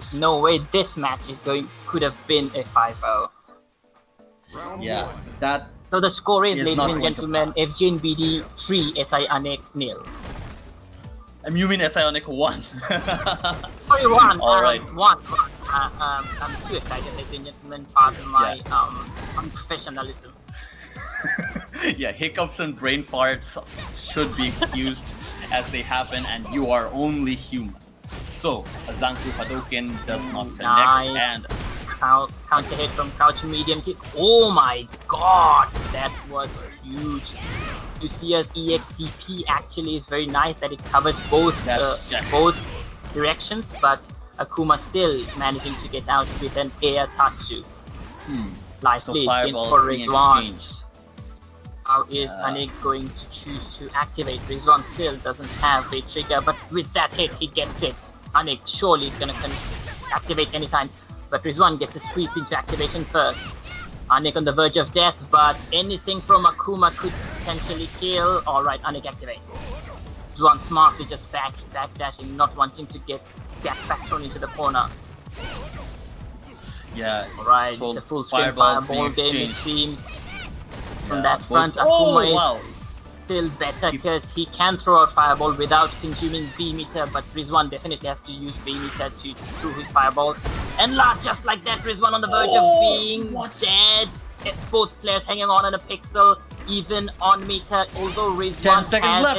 a bit of Oh a my life God. lead maybe. Oh, beautiful slide. Rizwan to take the first Insane. round of that fourth game. Sorry, fifth game. Oh my Another beautiful usage of the free skill. I wonder if it's actually minus on block, crouch medium kick into the kick works out for this one. One has a slight life lead. Both are pretty much even on meter. Oh, beautiful with punish on that slide. He let him get away with the slide too much. Slowly neutral pushing jumps. Rizwan into the corner. Very fortunate EX fireball going for Rizwan, but gets played by the crouch medium kick into a fireball. Both characters still playing defensively, still just trying to space each other out, trying to take it slow. One giving up some space. Oh my god, that was definitely a huge execution error, but Akuma was too far to do anything about it. Going to be DP, yes. Life lead goes back to Rizwan. But now, Anik has FP trigger activates. It's definitely going to put Rizwan in the corner, and it's going to be scary. First throw. Plus one again. Oh my god! Oh my god, yeah, too expected That throw. was so scary. That would have been death. And he's going to. Oh my god, wow. Rizwan again. Using Lucia wins. the EX reversal in the middle of in the middle of a block string to take the fourth game. Now you have my to God. wonder if Anik gave away too many games in order to Round one. gain information, but he doesn't seem like he's going to need any breather. He just goes back right in to potential set point for FG and BD aka Rizwan. Alright, now FG_BD seems to have the right read in almost every situation. Well, not maybe almost every situation, but he has the right read when it counts. Now, Ionic with the life I mean, he lead. has done some very risky EX reversals and wasn't baited for any of them. Yeah, I mean, look at how he's like parrying with the fireball activation on those moves. I mean, like, if I were at Magic Pixel, I would probably pick twice, maybe even thrice, or 4 times, 5 times, like, before doing that. Oh, beautiful and slide again. those, Hadokens and Shakunatus. Pretty much on even. force I him across must the say, screen. Rizwan's fireball, even though Lucia's fireball is not. I mean, Lucia is not considered to be a zoning character, but Rizwan is using this fireball so well, and the slide, my goodness. Has been an excellent display of Lucia, but then again, party time for Akuma. Is he going to try to demon him? Oh, beautiful. He reads the Overhead neutral jump. land. That overhead, oh my. Doing a EX reversal. I wonder if that. Like, he has Can he Kuretsu, back dash? how Can he will- back dash? He can back dash. Oh, beautiful punish God. from Rizwan. Such great awareness using the run to close it on the distance. He definitely would not be able to close the distance with the jump or a forward dash. That was so good. Such a good decision making and such big pressure. But then again, beautiful punish from Anik there. That flame kick is -4 if done close, so can definitely be punished with any character. Okay, alright. Anik not getting flustered by that. Still taking his composure, not missing out on his Oh, wow. anti-airs. But then again, an execution error from Rizwan. We have got a good match, people. Rizwan taking the cycling, big jump in, activate wow. phase trigger. Anik hasn't gone for any wake up DPs, and ladies and gentlemen, although it would have been good if the score was a little closer, it appears that Anik's decision to pick Seth to collect information on Lucia and sacrificing 3 games in the process was probably not a very good decision. He was fighting much better with Akuma against Lucia, but in the end those were too many games sacrificed, and Rizwan is going to be the victor between a victory amongst the first encounter of these two titans in this tournament. Woo! Yeah, that was. I mean, even though the score was 4-1, I mean 5-1 in the end, as the set ends, it was some of those matches were still very, very sweaty, and they came down to the wire, down to the magic pixel, as it were. Yeah, And, it was absolutely. one of the And even highlights- the sorry. Yeah, one of the one of the highlights, I guess for me, was the first round of this last game. That was such a Rizwan Bhai with that amazing presence of mind and nerves of steel to actually, whiff punish. It was sort of a whiff punish because he backdashed and he did not drop that when it counted. I mean, I think that was really epic to look at.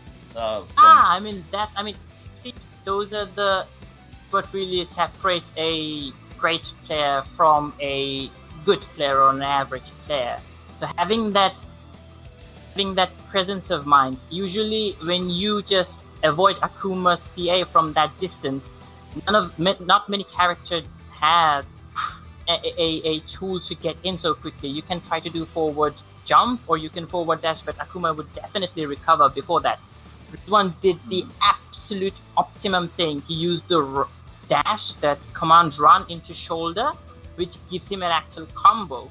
So it's not just a poke. He did the shoulder to initiate a combo and didn't drop his one frame link after that.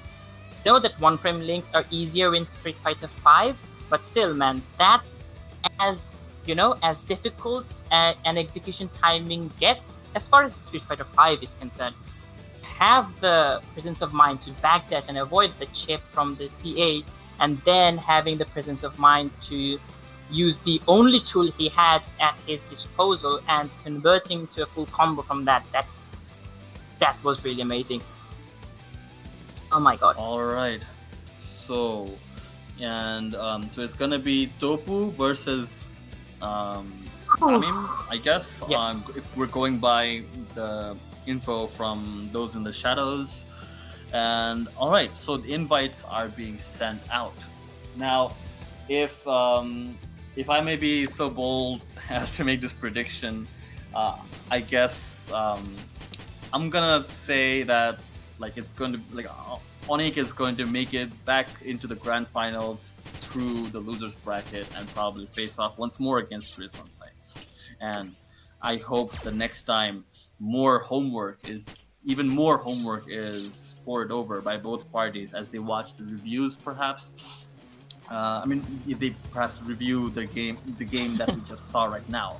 My bad. English and language is very difficult sometimes, and you can definitely expect. Although, the next time these two are going to face off against each other, it's going to be from the very beginning. Absolutely, I'm pretty sure. I'm pretty confident. I would say that Anik is going to pick Akuma from the get-go.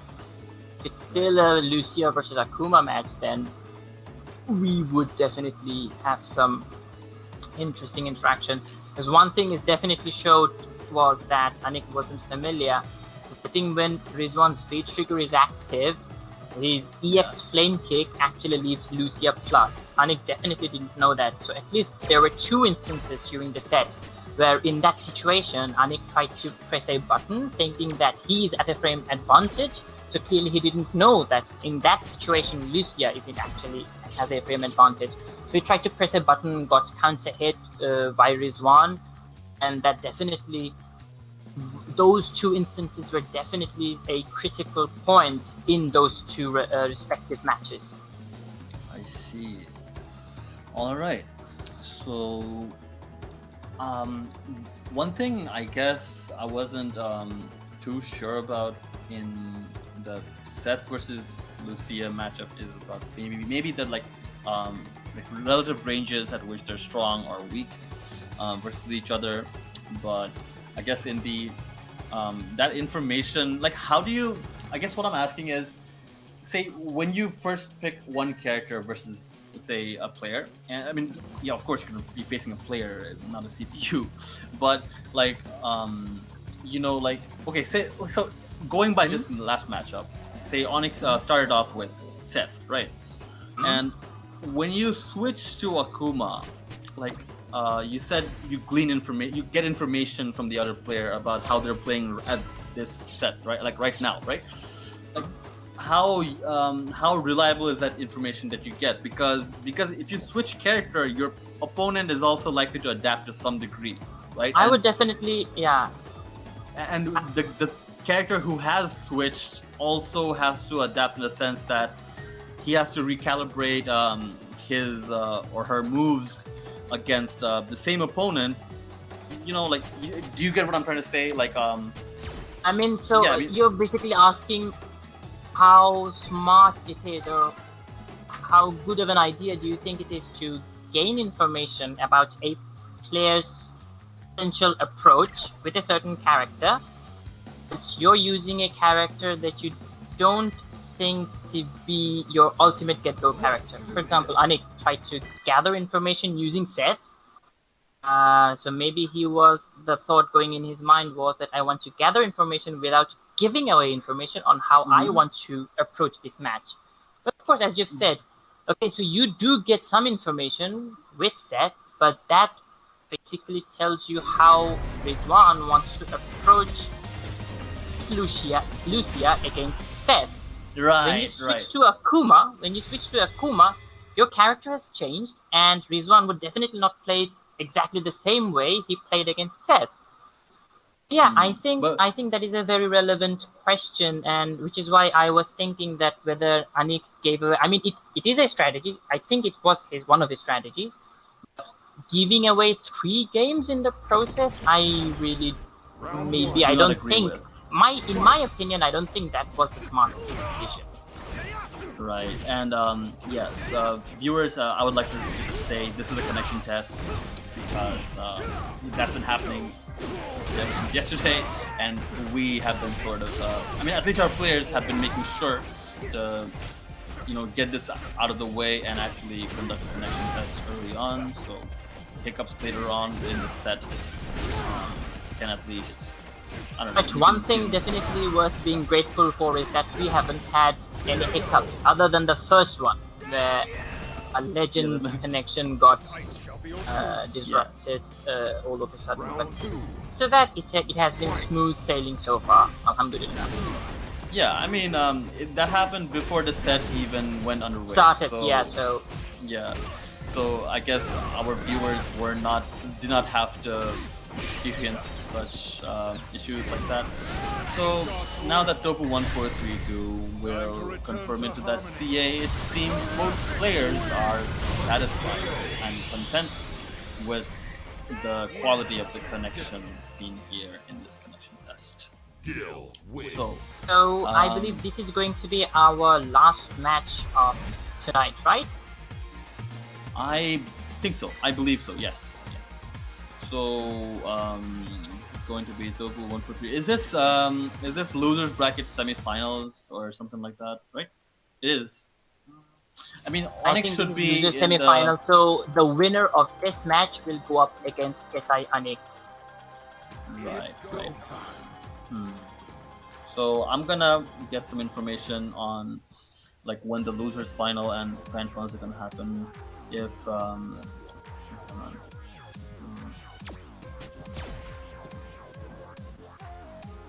we have confirmation that this is the last match of tonight. Right. Tomorrow we're going to have losers finals and grand finals. Okay. So it's going to be losers and grand finals in the same day. So it seems that at least on some level that whoever goes from the losers bracket will have a big mountain to climb. Oh yes. This is because they're gonna be watched by Rizwan Bhai firstly. Secondly, they'll have to win 2 sets, not 1.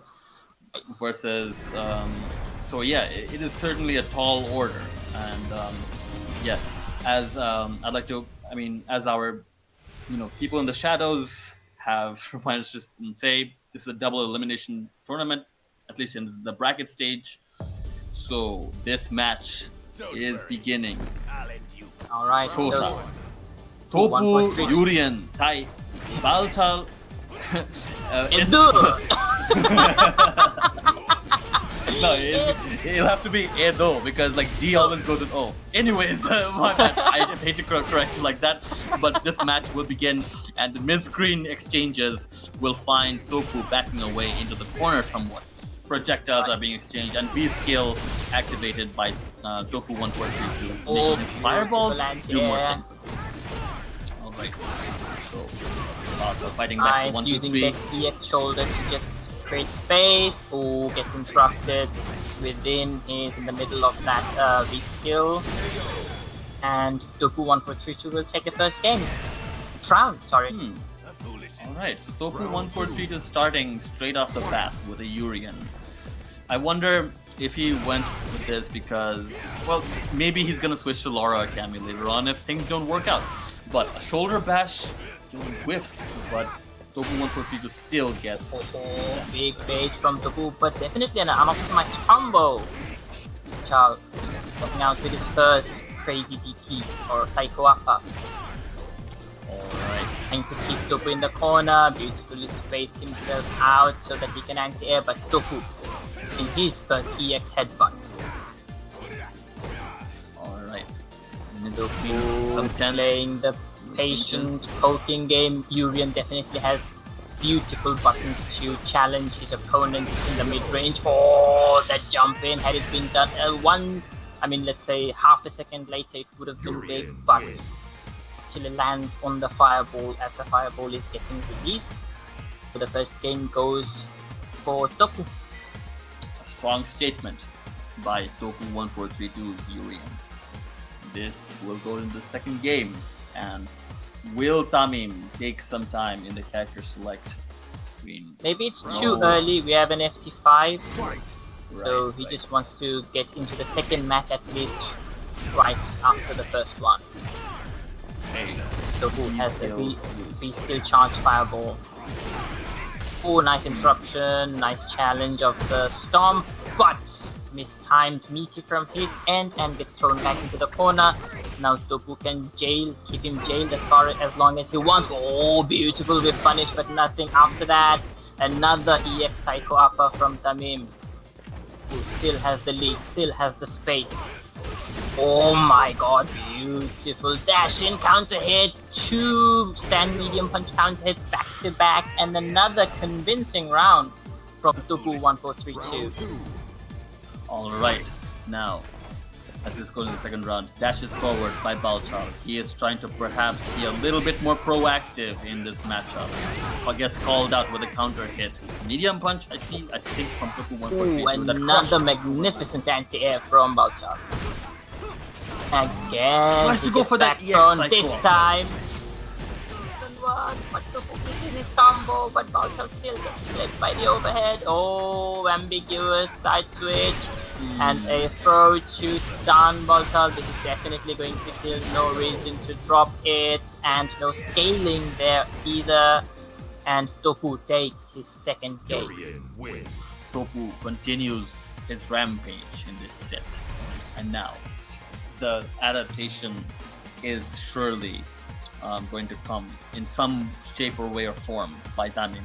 As I'm sure, this late, this deep into the tournament, he is not going to let his opponent run away with a 5-0. And now, a character select screen, it has been engendered, and perhaps Tamim will truly think about this matchup a little bit more and come up with some new reads, new reactions, and new responses to Topu 1432's assault. Probably not. I don't expect there to be a character change from Tamim. It's just that he just wants to take a breather, calm himself down, think about what's going on, and approach the third match with a third game, a cooler head.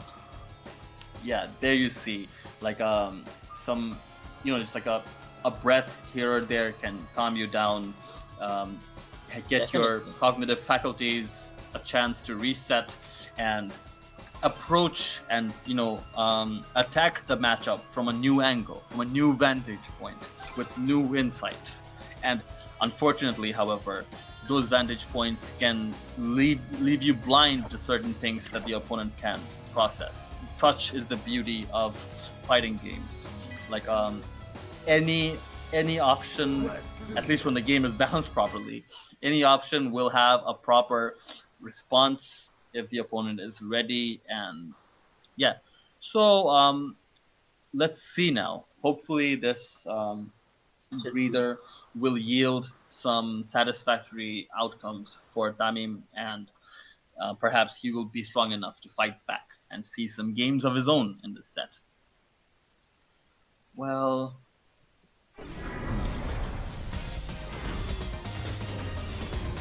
so the fight will continue. But we still have Yurian versus Ed. Yes, you I have wonder Yurian what Tamim is versus going to Ed. do. Is he going to... Has he switched V skill, I wonder? I do Could not V... know. No, he's still going for V skill 2, V trigger 2. Right, straight off the bat with Right. projectiles in both In parties. those Oh, first blood. Nice jab into flurry punches. Charged up hard punch. Connects, but dropping his combo after that. That could have been big for Tamim. Ooh, that was a nice neutral jump, but didn't get anything out of it. Evades. Oh, that was smart. That has 1 hit of armor, I think. So EX Psychopa has 2 hits. Not working. Oh, nice jump out and a beautiful conversion. Big damage from Tamim. Expecting an EX headshot from Topu. Topu not fighting. Still, Tamim is now has V-Trigger. Topu is out of V-Trigger. He just used his charged up fireball as well. The punches. Still, Tamim's... Oh my god. Oh, after the ball, he was at a disadvantage, but he was in a distance from which Topu's attack whiffed, and Tamim got a automatic whiff punish. alright, Oh, it that's seems Tamim. unfortunate for him. Nice block on the overhead. Nice conversion. Crouch jab counter hit. Recognized it. Converted into a full combo, linking to crouch medium punch into cycle. But another good block that could have been punished severely. Because Yurian is very much minus after that target combo, but Tamim just let him get away with 1 jab. Still, Tamim has the round lead. Slight life is a disadvantage, but now he has V-Trigger. Full CA meter as well. Alright, Topu in the corner. How is Tamim going to pressure? Oh my god! Tamim! EX cycle upper once more. Oh, And that will be a CA from Topu1432 as Tamim has nowhere to go, as the pillar of unholy or dark and lightning energy will find Tamim in the sky and Tamim knock just him blocked down. that he would have gotten the round, but he chose to do a neutral jump, essentially trying to bait out a throw from Topu, but Topu chose to wake up with a CA. Alright. Nice. Oh, that was a good block from Topu. It looked like it's going to be ambiguous, but Topu blocking in the correct direction. Oh no, that was an ill-advised side switch from Tamim. Then again, he uses smart. He uses his V skill to just be reversed to just get out of the combo. Another good block from Topu. Oh, beautiful anti-air from Tamim. He definitely not letting Topu get away with those jumps at all. Another rag. Oh my god, that's... No, he doesn't have meter active. Oh my god, that's EX cycle for misses, but then and again, this is not going to kill Topu, dropping his combo too. No, Tamim thought he had meter to do an EX Psycho Upper, but it didn't. He ended up waking up with a normal Psycho Upper which doesn't have any invincibility and it only has 1 hit. So that's an unfortunate exchange. Maybe he was looking at, mistakenly, maybe he was looking at Topu's meter, thinking that he has 1 bar, at least 1 EX bar, but had to pay with the game for that mistaken decision. right. That is looking like heartbreaking loss still for Tamim in this 3rd game, as he was playing so well and he seemed to be in the driver's seat for a while there. But momentum wise, Topu1432 still has control of the driver's seat. So And the score stands at Topu 3, Tamim 0. Hope I'm not wrong this time. no, you're right. I'm pretty sure you're right. like if the if our production crew basically corrects us at this point, I'm gonna have to give up on the casters ever get anything right. All right. So, oh wait, I'm gonna have to get out the queue. Somehow I lost awareness of that. And actually, Well- Tamim didn't press ready. Topu pressed ready, but Tamim didn't, so he was automatically pushed back into the queue. Right. So, yeah, okay. And some of our organizers messing with our head. But another organizer kind of setting things straight. So the score is 3-0, an emphatic 3-0, ladies and gentlemen. No mistake there. Yeah, like I'm gonna say like our organizers are kind of very diverse in terms of opinion and like approach and temperament. One of them is very order. One of them is very, like attuned towards order and doing and saying the right thing, being all family friendly and whatnot. And the other one wants a fun stream, wants jokes, wants swearing, wants everything in the book. So he is certainly has a higher affinity for chaos. So, as you can see, viewers, these people in the shadows, they like to play with our heads and they like to mess with our words and minds. So, I wonder what's going on. Again, Tamim press ready. Is he experienced some kind of lag? Has he filed any complaints with the Yeah, I was. Has he said anything to the organizers? I do not know. This certainly, yeah, like this time he pressed ready, but Topo is not pressing ready. What the hell is going on, guys? Well, this is certainly some next level breather no jutsu, tactics being employed right here.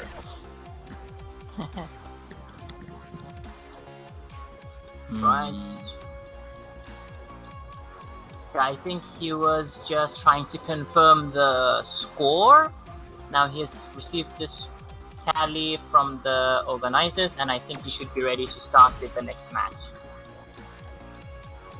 All right, so let's see. A challenge has been issued, and it has been accepted, and we will be heading into the fourth game of this set. Hopefully, Baalchal will prevent this from being 5-0, and maybe, just maybe, he will come back and seize one game right now with a renewed, refreshed, and rejuvenated perspective. Let's see how it goes.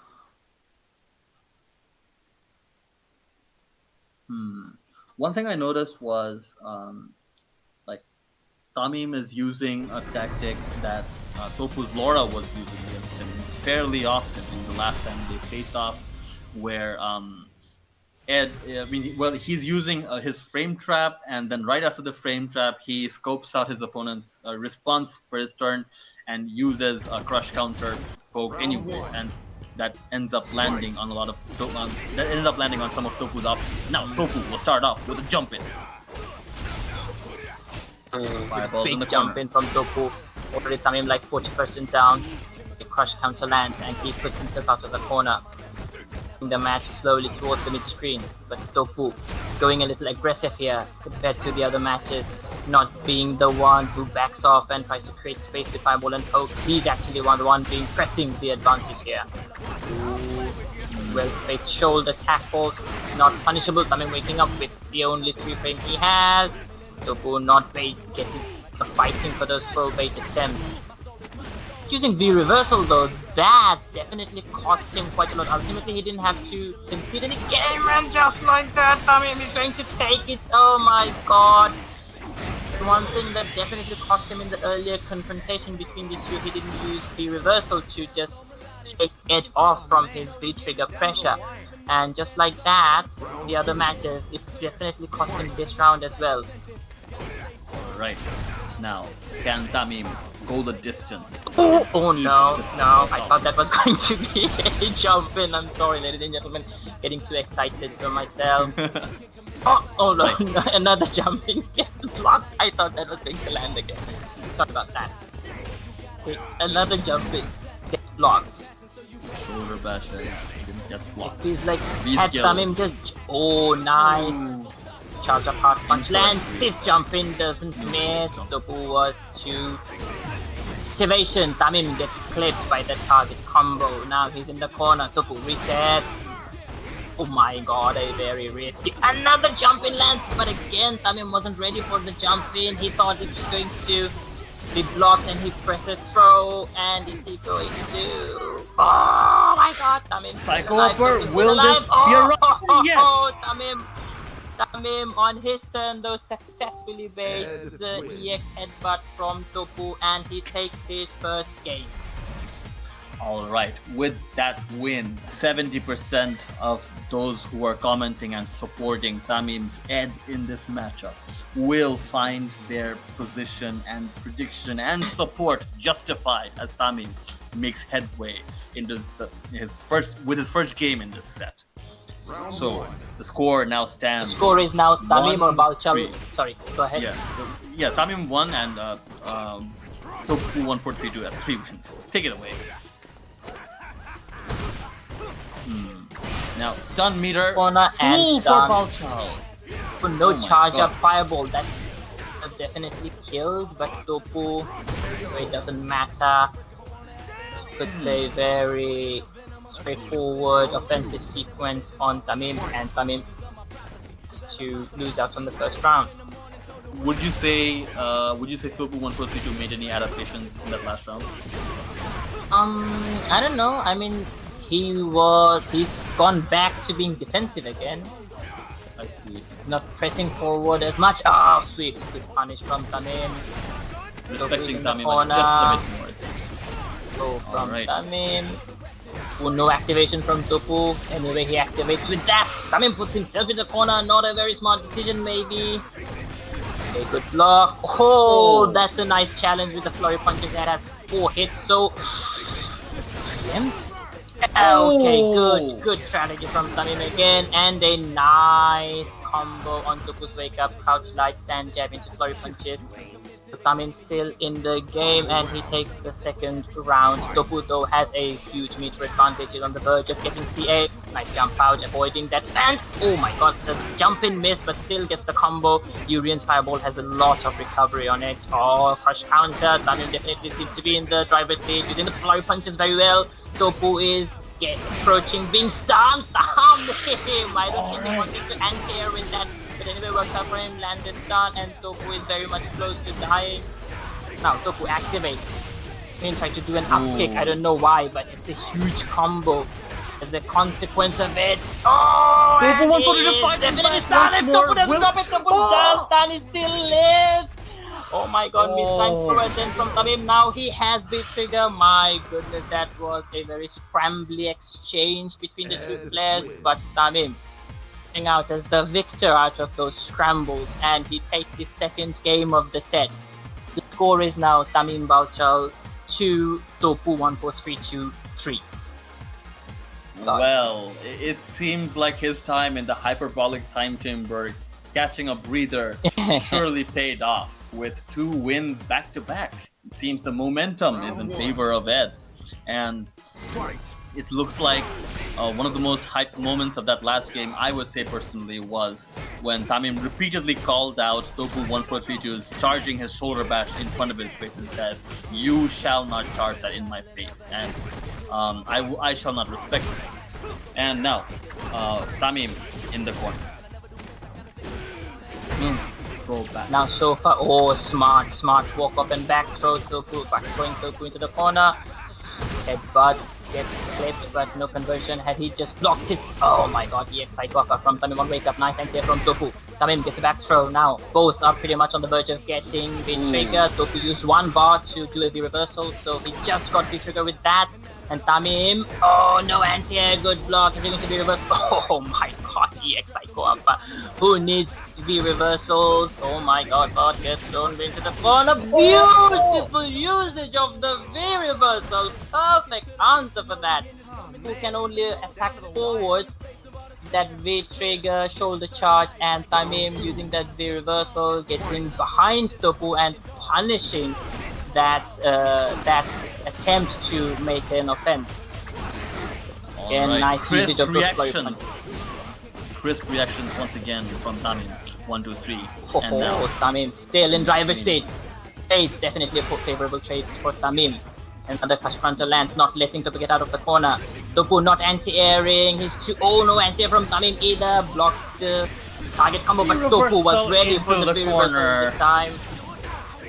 well, Again, reversal Topu was out. ready for the V-reversal and punished adds recovery frames as he comes out of the V-reversal twice successfully. That's a beautiful adaptation from Topu, I must say. Should get into the head of Tamim at least a little bit. But let's see if he can hold his composure. Alright, headbutt. Another gets away with it. But then gets thrown back into the corner. Tamim at full meter. This looks like one more. Oh, the shoulder bash once more. Topu 143 spends all his bars of meter on EX move. And now, that That's will fortunate anti-air. for Tamim. Not necessarily an anti-air move, but it worked out in his favor. Topu, nice, choosing to do the up fireball instead of the straight one. Instead of getting a jump in, Tamim actually gets clipped by the fireball. But now Tamim has speed trigger available. Topu being patient, just oh my god, that's one for himself. Topu reversal again from Topu. Questionable choice. He may lose the life lead any moment now. Is this going to kill? Tackle up, and a CA. Now this has so many hits in the combo. I don't think it's going to kill, but definitely Topu should have chosen to be reversal, but still lives. Oh my god. No reason the match should have gone to that situation. Topu could have just used the reversal to get Tamim off from his V-trigger pressure, but he was on the verge of actually giving up the game for his decision making, but in the end it worked out for him, and the score is now what? It's at 4-2. So Topu 1432 is only one game away from meeting his dear friend in the losers finals of this tournament's bracket stage. Well. It seems like Tamim aka Baalchal will take another opportunity to seize a breather before what may just be potentially the last game of this set. So this match Then again, will go Topu underway. has a comfortable lead. He has 3 games to, or like he still has 3 games to lose. If it doesn't go well for Urian, he can choose to switch, but I don't think he feels the need to switch. I think he's comfortable in this match, and probably he will stick with Urian throughout. Yeah, so no character switches coming out from either side. Both of them sticking to their gun. That last match certainly went very close in the end, but That was very it does close. not work out for And Tamim. chose to poke with his stand medium kick, but that whiffs on crouching opponents, which is why it just went above Topu's head, and Topu's crouch medium punch actually clipped Tamim. Oh no, anti-air, another jump in from Topu, but connects. Him getting out of the corner, pressing buttons in a negative situation, but Topu's button wins. Alright. That definitely was a shoulder charge, maybe? I don't know. Topu, beautiful usage of those. Oh, but a big jump in from Tamim. Cross up jump in works out. The players find themselves once more near mid-screen. That's the first time that Stomp actually worked for Topu. Tamim had been anti-airing that so well so far. But now, big crush counter from Tamim. Oh, he tried to reset. He tried to do a cheeky reset, not working out. Gets clipped by Topu's jumping attack, and Alright, can Topu end this set right here? oh, big Will jump in from Tamim, but no combo. He just pressed a jab after getting the jump in attack. Alright, fireball connects, big crush counter. Not dropping his combo in the corner. Topu wants to in the corner, but he fights his way out. Do an EX reversal, and Tamim is right back at ya. Ambiguous setup. It seems like he's going to side switch. This has a lot of scaling. I don't think it's going to kill. Oh my god, big overhead random overhead land. With such a big life lead, still choosing to go for a crazy EX reversal. Making it work out for him. He takes the second round. Was still on match point, but Tamim is not letting up without the fight. Okay. Fireball is getting blocked. Fireball gets charged. Oh, nice usage of the EX Fireball to close the distance, but gets jumped in on. Oh, Topu using the EX shoulder to get out of the corner.